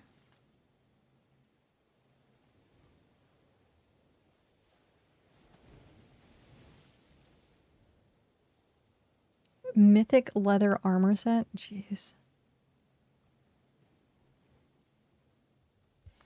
I don't make enough money. Like, mythic is a golden unicorn. Yeah.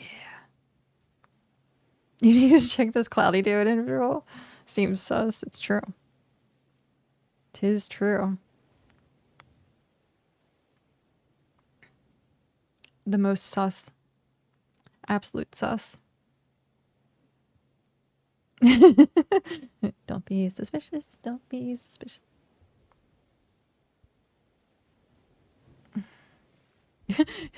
Give me half your money.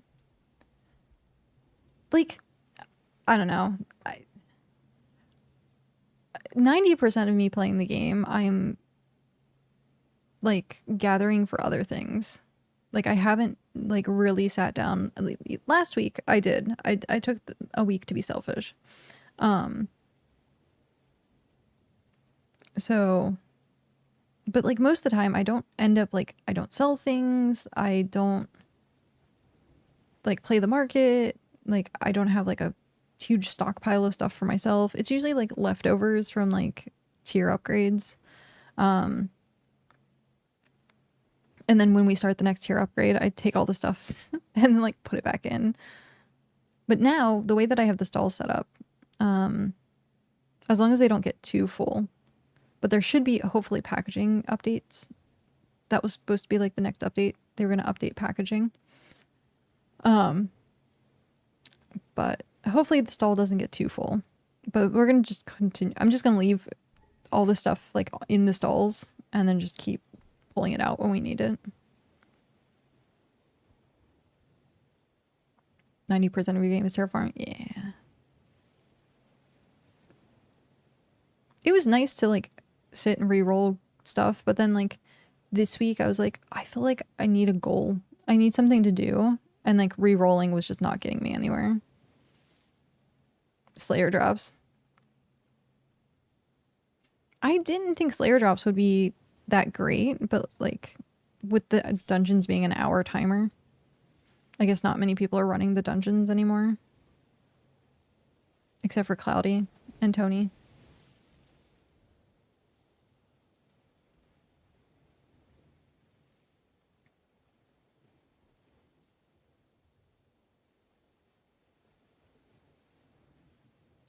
It's time waste. I really liked the dungeons. It's just, I don't find it useful to like wait an hour to do dungeons. I still have yet to touch a traveler's fruit.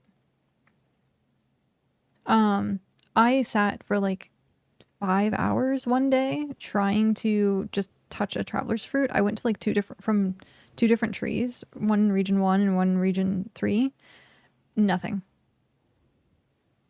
I like,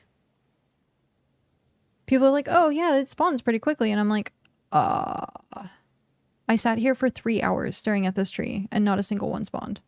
Like, whew.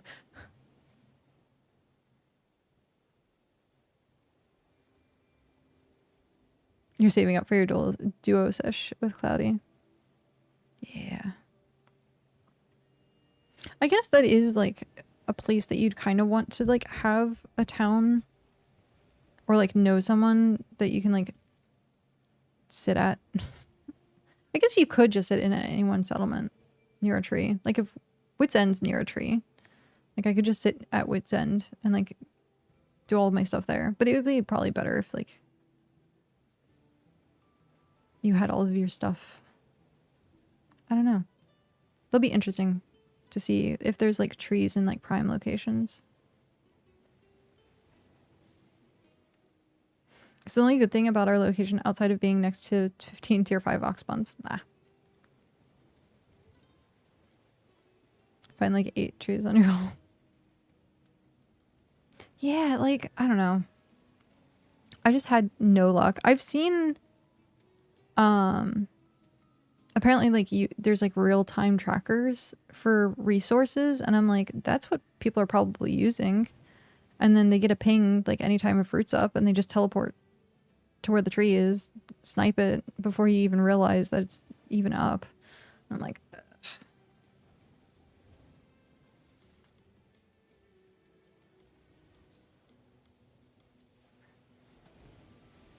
I just have, see, yeah, no, doing that, but like I haven't even touched any, so I can't track it.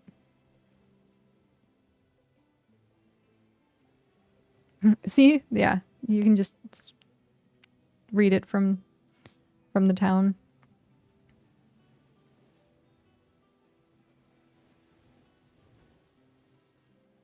Chance's place is right on the tree. How did you manage that? I thought there was like barrier protections. Work smarter, not hard. Yeah.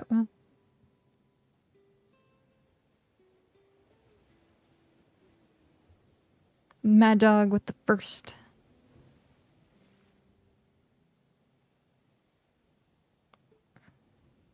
Because I know there's a place called like Rogue something. Rogue Town, I think is what it's called. So, who broke it? I'm not mad. I just want to know. Oh, I can't see because I did. I'm not in the region. But there's like a town that's like right next to the tree. You need the bird so you can yoink it faster? I've thought about trying to level up my stuff, but I'm like, I just can't be bothered to do tasks much anymore. Until there is something that like I absolutely want, then I'm like, eh. I'll wait. Like I do want the cargo ship for sailing, but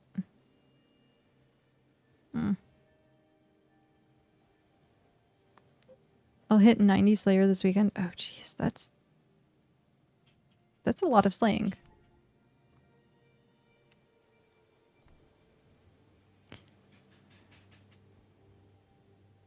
That is definitely a lot of slaying.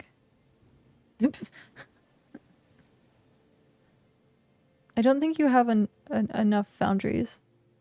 I like the light post decorations there though.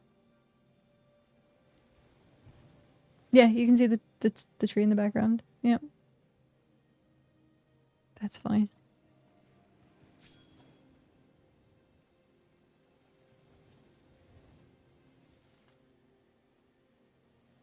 Yeah, one day I'll actually touch a fruit. You've been living in Region 6 Sapwoods. Oh.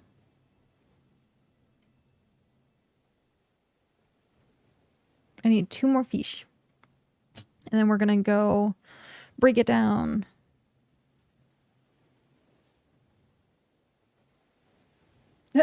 Oh yeah, you're really close by.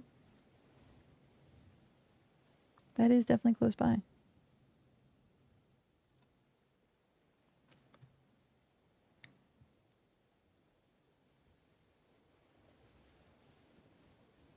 That's the ox hunting area you're working on. Just need to fence it off with hay bales and add lambs. Can you put the hay bales like not on your property? Like, can you put them anywhere? Or does it have to be on your property?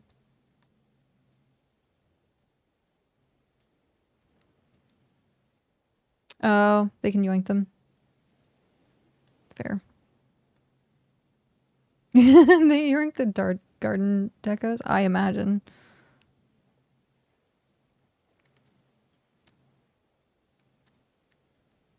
People want all the decorations. I mean, I guess you could like make a tiny little line out of your settlement where you're gonna put the stuff. Maybe.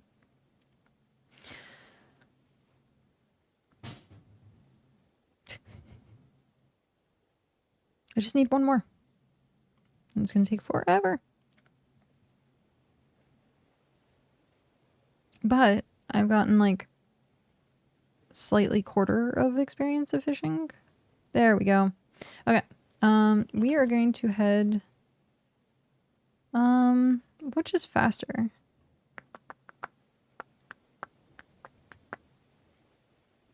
Based on the wind, none of it's faster.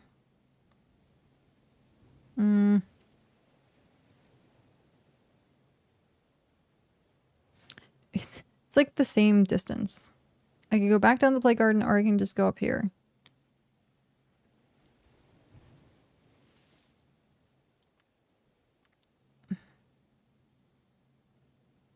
I guess we'll just come up here. That way I don't have to change over. You can't really see the grass zoomed out, but it's meant to add texture in the plains. Oh.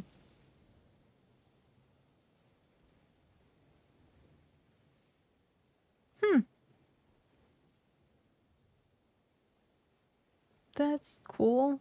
Was that terraforming?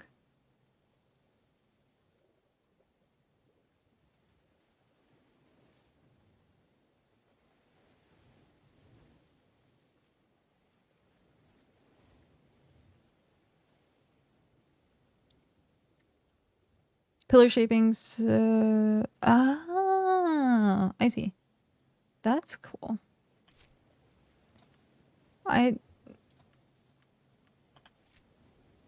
People like sleep on pillar shaping. Like I've seen some like wild decorations done with pillar shaping.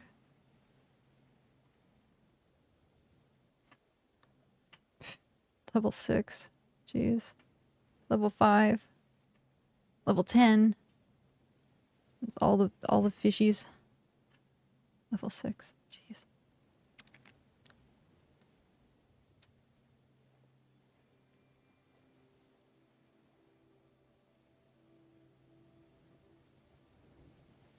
It's meant to be a ranch where the ox are semi-fenced in. Oh, okay.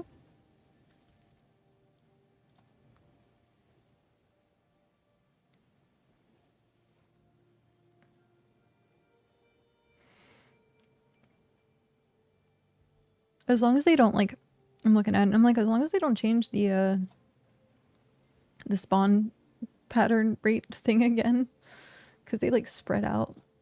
Everyone's like, oh, my farm is ruined.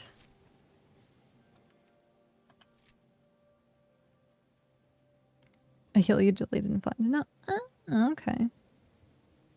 This is the new. Okay. Gotcha.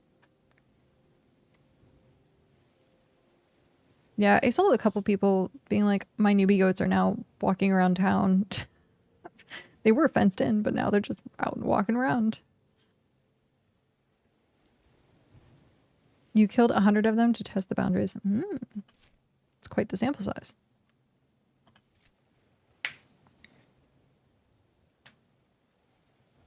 Oh.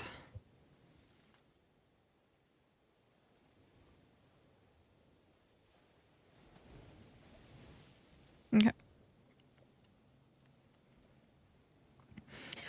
I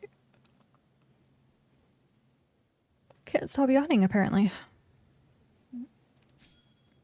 I had my ox following me while I was terraforming, and every time they spawned, you got... Ah. Yeah. It's a good way to do it. It's sad, though, having the ox watch the ox get killed, though. I feel bad. Every single time that happens, I'm like, don't look. Don't look.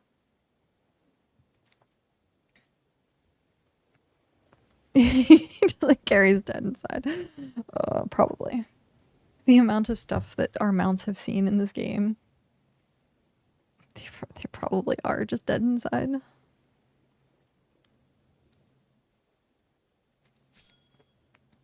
I need to start paying attention.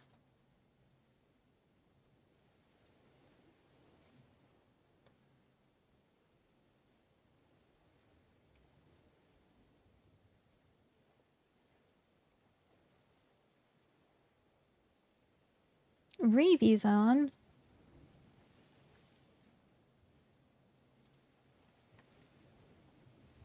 Permanent dislocated ankles from getting stuck in the ground.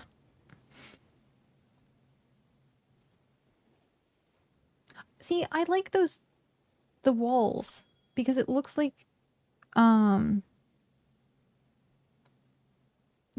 posts for like docks. I think that's like really cool. You have to space them properly though. But that is really cool. Bullards. Yeah. That's what it was. The name was in my head, but I just couldn't get it out.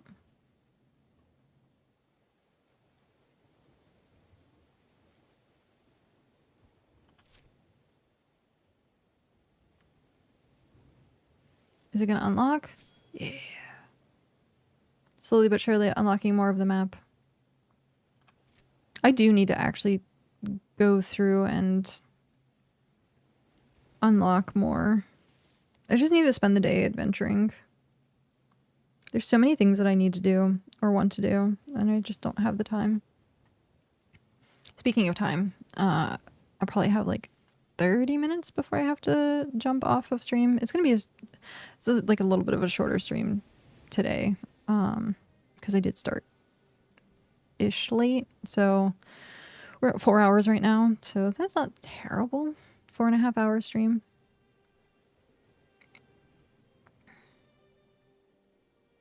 Is this where I'm heading? No. This is a new place. Hi, Winry. How are you?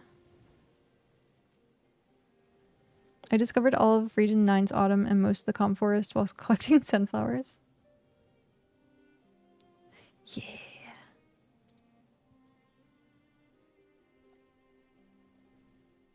Okay. It has been unlocked.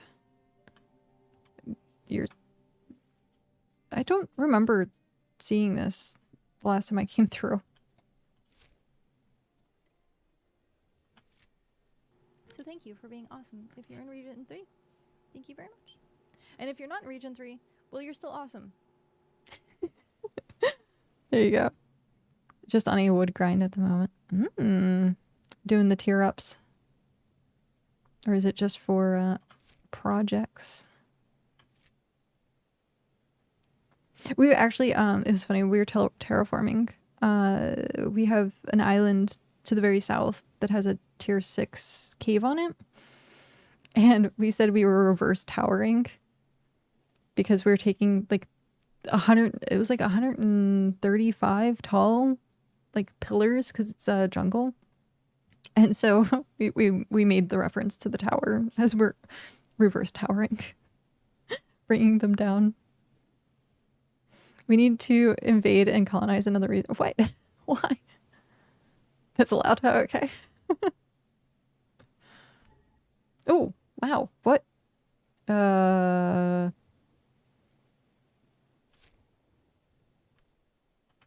Okay, then.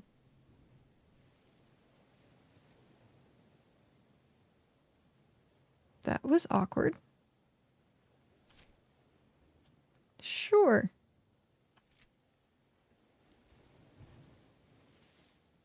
I got yoinked to someone's settlement. Must have been the wind. I guess. Jeez. I hit like the Bermuda Triangle. Secretly just bounce back and forth. Why can't I go? I should be collecting the salt when I come through here because they have so much salt. But I'm going to need the inventory for fish oil. So 64 getting close to the promised land. I like as soon as someone hits level 70, I'm just gonna be like, hey, can you make me furniture, please? That furniture is amazing. Absolutely amazing. Okay, so I want the fish oil, which means I don't necessarily want to batch craft this. So let's do it in tens. And we're going to deploy the ox just so we have it in case we have to fill up. This is going to take forever.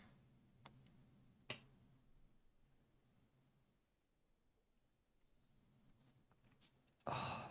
There was someone, I forget what region they were, that had the 70 carpentry already. Like that was like weeks ago. And I was like, holy crap. But I guess that's all their alt did, was they got into the game and just did carpentry, like dug a hole, made a pillar, dig down, made a pillar, dig down. And I was like, geez. Now that I know, that's what I should probably have an alt do. Have 3 accounts and have an alt that's just digging holes. If they added world wrapping, it's way too complicated. The code would break. I like the way that they did it in packs, actually, because they had portals. And so it was super simple. You just go to the portal and then it would take you to the other region or other map. And I'm like, that's... See. But you could wrap all the way around. I don't know, I feel like it shouldn't be that complicated. They talked about it on a stream, actually, and said, like, talked about how it would break the world. And how they'd have to, like, pretty much recode everything. I was like, oh, okay. World breakage. I get a decent amount of fish oil when I do 10 at a time. So that's what we're gonna do. I don't know how spaghetti the Unity spaghetti is. I hear it's like massive spaghetti. It's even like spaghetti with meatballs. Spaghetti.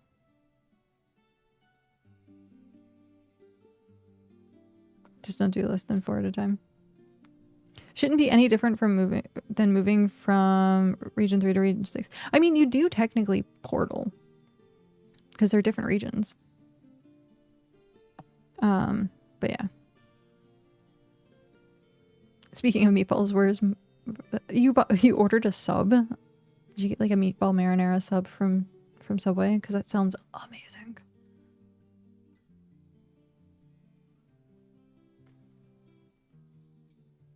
Once they hit the edge, yeah.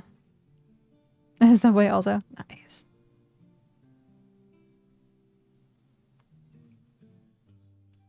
I'll stick with Python and JavaScript. Ew, Java.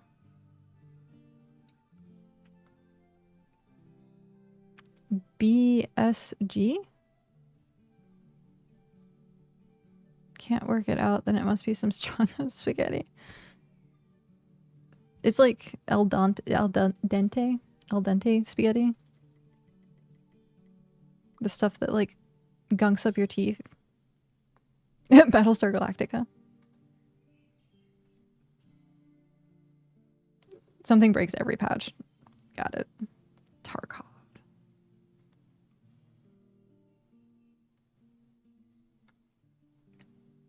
Oh, I don't think they have 100 plus devs working on the game. Oh, nice. But they constantly break it. Welp.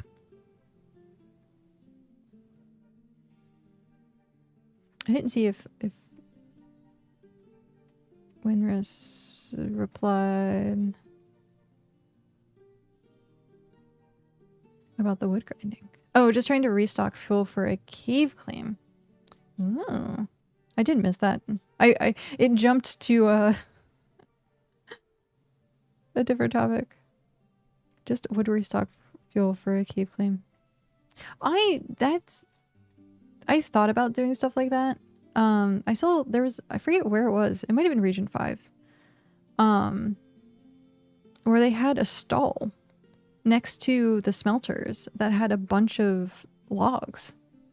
And people could pull or like buy the logs. And I was like, that's really well done. Like, I bet you can make it like a decent amount of money doing something like that. You just have to keep it stocked. Yeah, 32. Trader stands are budget secondary caches too. Yeah, you could do it that way. I really like the stalls being what they are, where you can like have people donate stuff to them. But hopefully at some point they'll make that as like a, oh, excuse me, hiccuping. Maybe they'll make that as like a guild bank type thing, or like a settlement bank at some point, where people can just deposit it and then it like tracks it by itself. That would be interesting.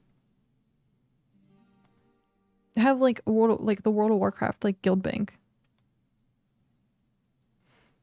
Put my hunting stuff in there and make a bunch of leather and store my goat bodies. They need to increase the listing cap on tier 3 and tier 5 barter stands. What's the cap? I have yet to use a barter stand. I don't even know how it necessarily works. Not enough. That's a fair response. Definitely a fair response. I miss there was people that used to go around and like drop up a stand and be like, "Hey, I'm selling so and so whatever. I'm in this location." And then they did it like once or twice and I never saw them again. I was like, "Oh." Tamo? Yeah. Doesn't Tamo sell potions? Is it potions?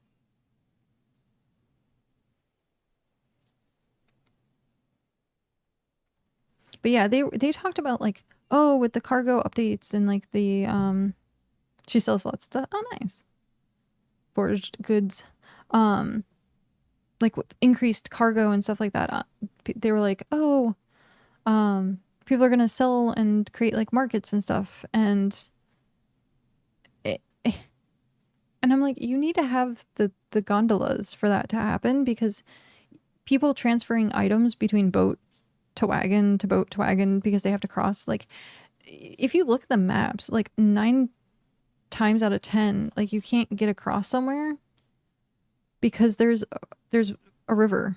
Like, technically this is an island. Like, that is an island. That is an island. Like, there's rivers everywhere. Like, even coming through here, I'd have to like dump stuff off, get my boat, and then go on to the other thing. Or you could just have someone that has a gondola.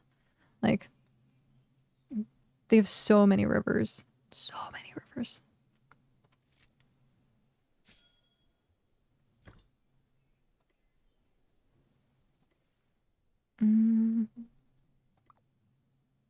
It sucks that barters in barter stands don't show up in market search. Oh yeah. If they let carts and wagons go into water depth and add river crossings with shallow waters in some areas. So like this right here, like you can see where it's like not even that low. Like, you should be able to take a cart across this. And there's plenty of areas that have this same like boundary. There's places that have like waterways that are the same way.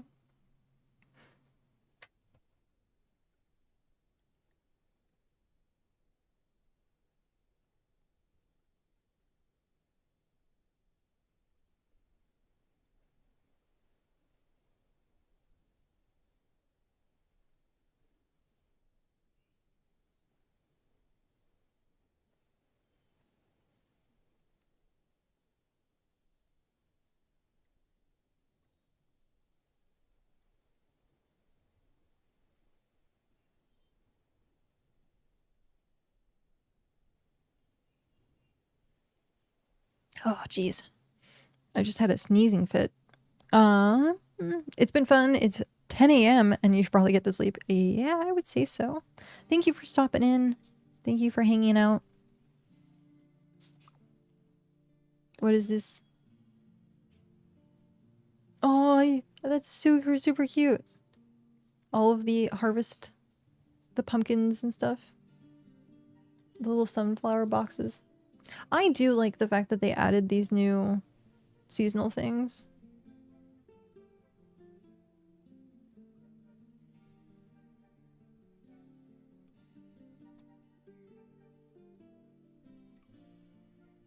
Oh, someone else is playing PAX. I might check that out at some point. I don't know if it's Freedom Friday or Normal Friday.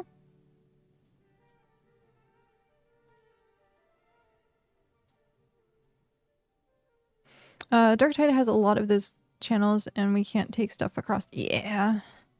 It's like rough, especially like living on an island.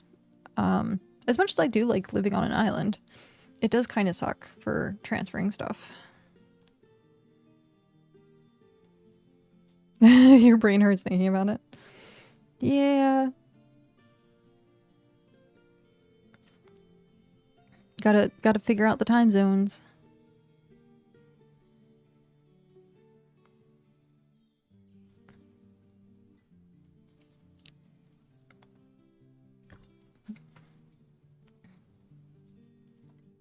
Do.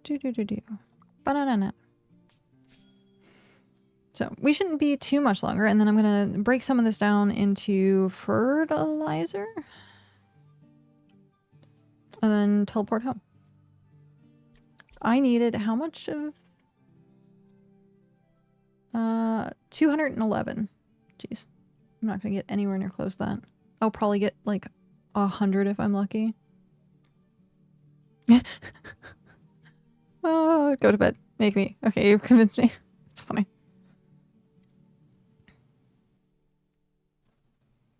The sleepy emotes. Have a good night. I need to also figure out,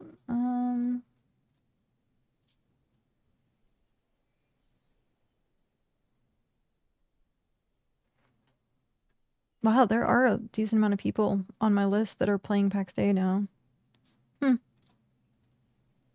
It's the hype of it launching.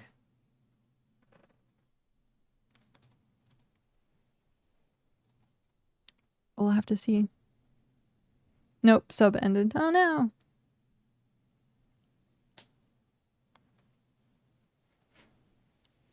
There was 1 month. I don't know what happened. There must have been some sort of like sub for like a Twitch drop thing, and it wasn't the BitCraft one, but I kept getting like subs to like very random like streams that like I jumped in like maybe once or twice, and I was like, oh yeah, September, yeah, that's what it was. And I was like, how did I get like all these random subs, like so many random subscriptions? And I was like, okay.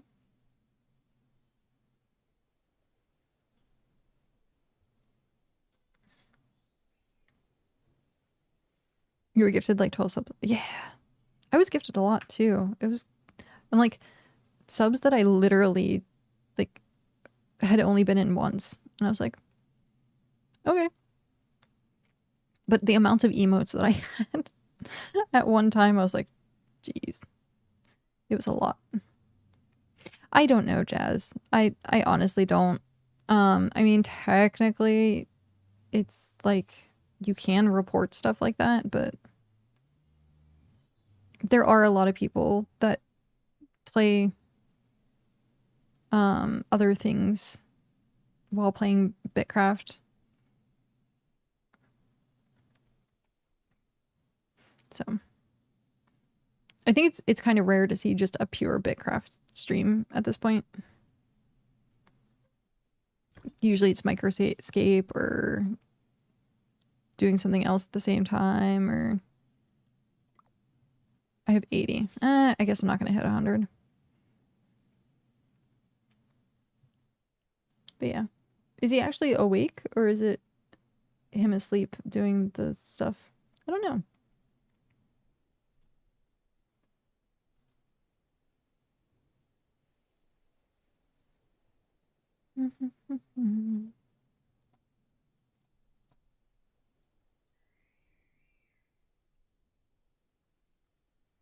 I think if it's the duckies, I think he's asleep.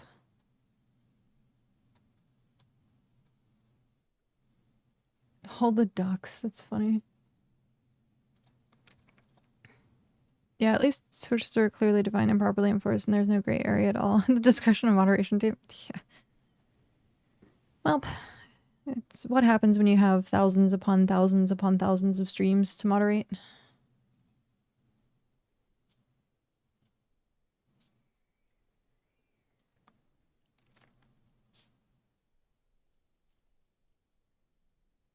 I keep forgetting I bought the stream avatars. I keep forgetting to put that up on the screen. Well, speaking of losing sleep, you should be asleep. Nod, nod.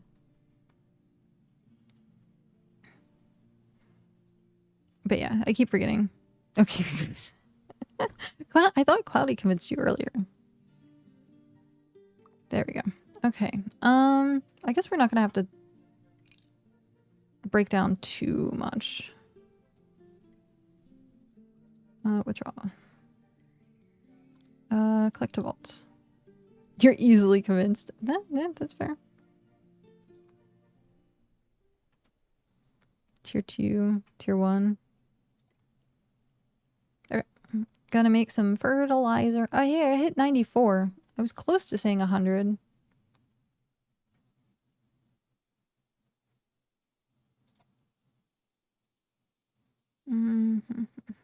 I forget how much fertilizer I need to make. Withdraw all. So 100 fertilizer, I guess.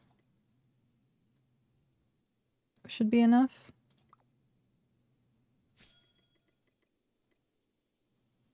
Maybe not.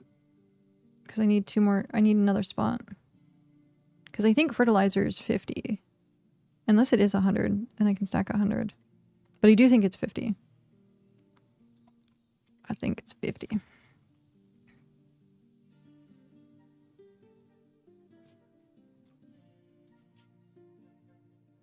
Someone's watching Ernest Scared Stupid. That's funny.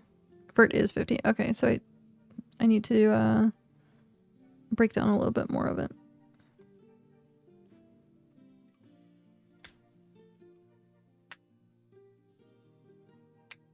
That's cool. People are watching movies in like the region chat, the Discord and stuff like that. That's neat.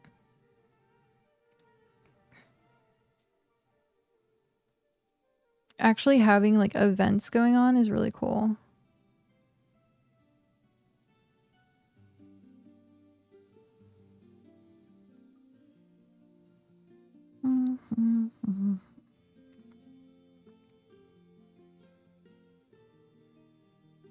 I'm gonna finish this. Trying to think what else I need to do. So this will be a little less than half of our fish oil, which means I have to go get more fish oil. But that's fine. I'm gonna try and do the tier 4, a decent amount of the tier 4 stuff. So the tier 4 ingots, oh shoot, they're at home. I think they should be done by the time we get back. Vials. There's already the pigment, there's already the brachyte. Crop oil, tier 4. I think I have the seeds for that. And then I think I do have like 1 animal hair of tier 4. Probably in the box. Yeah, I'm looking at the sheet. Looking at the sheet. I probably have some of the odds and ends of stuff that we can put into the stalls. We have a lot of pebbles. I had like 5,000 cargo or something like that. You have the tier 4 cloth. Oh, nice. Okay.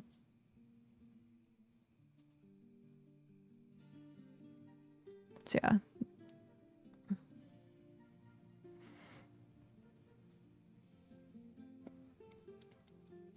I can work on the leather.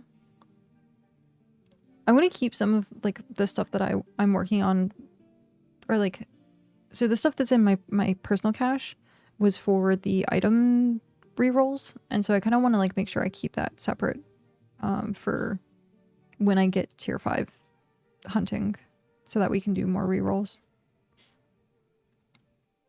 Because I'm always so tempted. I see that I have stuff and I'm like, I want to dump it in the freaking stall. But then I'm like, but I have no resources. So the ongoing battle of trying to be a settlement owner. Speaking of settlement stuff, I haven't been keeping track. Oh, I can't open it because I'm in the other region. I haven't been keeping track of like what our supplies have been at. Should probably do that more. Yeah, I missed what you're saying. Warhammer arrived. It's all good. How is Region 3 today? I haven't been there for very long today. I'm currently in Region 6, doing fishing. But we'll be, once we finish the fertilizer and one more thing, we're going to be heading back to Region 3. As far as I saw, it was quiet. Better fishing in 6. Much. It's usually... So come up from Plague Garden here, and then it's usually in this area. There was one or two that were on the other side, but yeah, it's mostly in this in-between area. It's some of the best fishing. Or on the outskirts here. But yeah. And then if you're looking for the flotsam, it's better to do like the very edge of the map. Do you think the devs have made too many regions by having 9 and we'd be better off having 6? For the current state of the game, I do think having 6 regions probably would have been better. If you look at the statistics, Region 3 and Region 7 have less than like 80 average people on, where Region 5 has like 140. So the only problem with that though is like settlements are going to be like closer. So having the 9, if they had like the population that they were looking for having, so if we had like 4,000 players playing, having the 9 regions is fine. But only having like 1,000 players playing, having 9 regions is too much. Just let the supplies fall so I can sell a bunch to the settlement and make money. Yeah. We've kept it pretty high up though. Our settlement used to make like way more money when we had people that would travel like through our area. Now it's just us and it's not generating as much money. But like Plague Garden I think makes a crap ton of money at this point. So there's something to think about for launch is where to keep or where to put a settlement. Because like us having the settlement where we are, there's no advantage like to us having it there. It was just like, oh, okay. We're just going to put a settlement here. Where some people have like, oh, I'm next to a tiered cave. I'm next to a resource or next to a tree. Like something that has people like go there and use their stuff.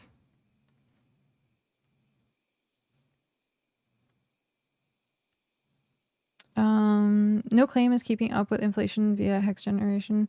Even Dragon's Head doesn't have enough money. Now, if we had 1% tax on market, yeah, you guys have like the biggest market in the game. There's no kids on your lawn. That's true. It's quiet. There's no kids on your lawn.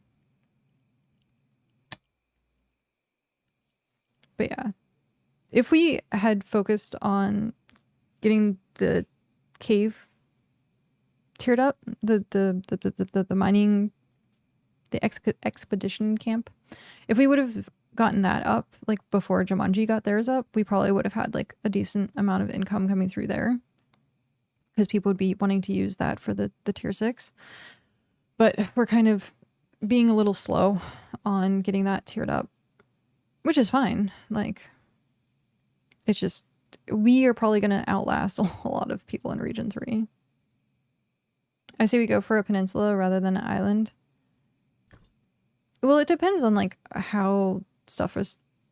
That was cool. I just like landed it right on top of my hand.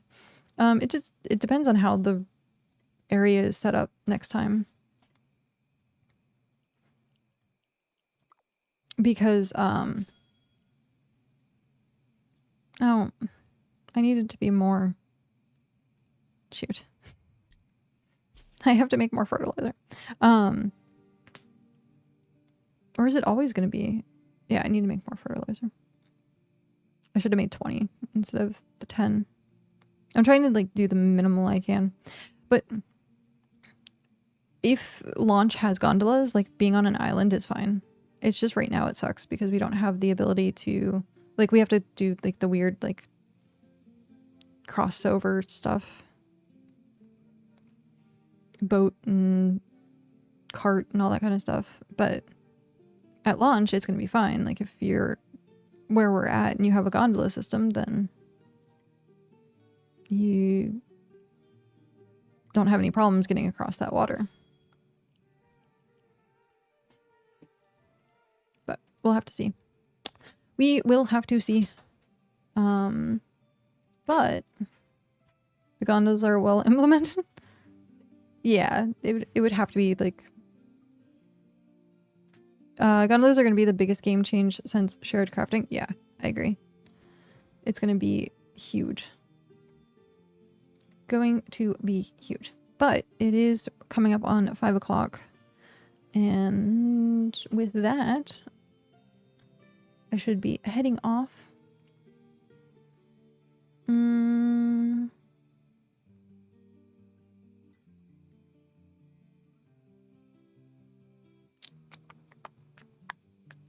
They're working on tier 5, tier 7, and have a good night. I'm trying to figure out who we want to raid.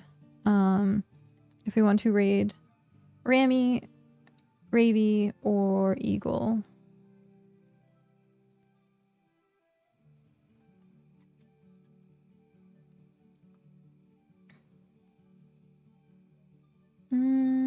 Who do we want to start off this week? Remy was in here lurking, so we can go watch a cat. They're doing tiers. I don't even see what tier they're working on. I can't see what tier they're working on.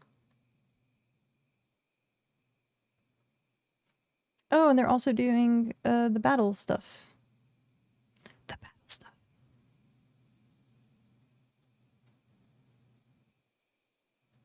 It looks like a bear with a chainsaw. Okay. So this is going to be interesting. Okay. Boo, boo, boo. I'm going to teleport home. Oh, I almost did a bad collect a vault. Did I collect my boat? I think I already collected my boat. Did I collect my boat? I think I did. I don't see a boat icon, and I don't see a boat. So I think I already collected my boat. Okay. Teleport back home. Okay. So we're gonna go ahead and rave Rammy. We should tell him he stinks. He's in region 6, so we were in his region for a little bit. We're back home. Oh geez, my crown's back on. Turn off the crown. A fellow stinker. Yeah. Well, my first introduction to Rammy in region 6 was someone telling me to tell him he stinks. So I've just been going on with it. But yeah, if you do have our emotes, you can use the raid emote. It's super cute. But yeah, we are going to be back at it tomorrow, hopefully, as long as I'm not feeling like complete poop. I'm sorry today it was a shorter stream and very low energy, but not feeling well. Not much you can do about it. Thank you everyone for hanging out with me, for all the support, all the follows, the resubscribes, just in general lurking. Yeah, thank you for being awesome. I know you can be anywhere else, and I greatly appreciate that you spent your time with me. So thank you again. We're going to start that raid. Head over, say hi. I'm happy to have streamed, but I'm gonna go curl up with a heat pack. I'm gonna go die. But have a good night, everyone. I will see you tomorrow. I will still be in game for a bit, but that is bye-bye for now. Later.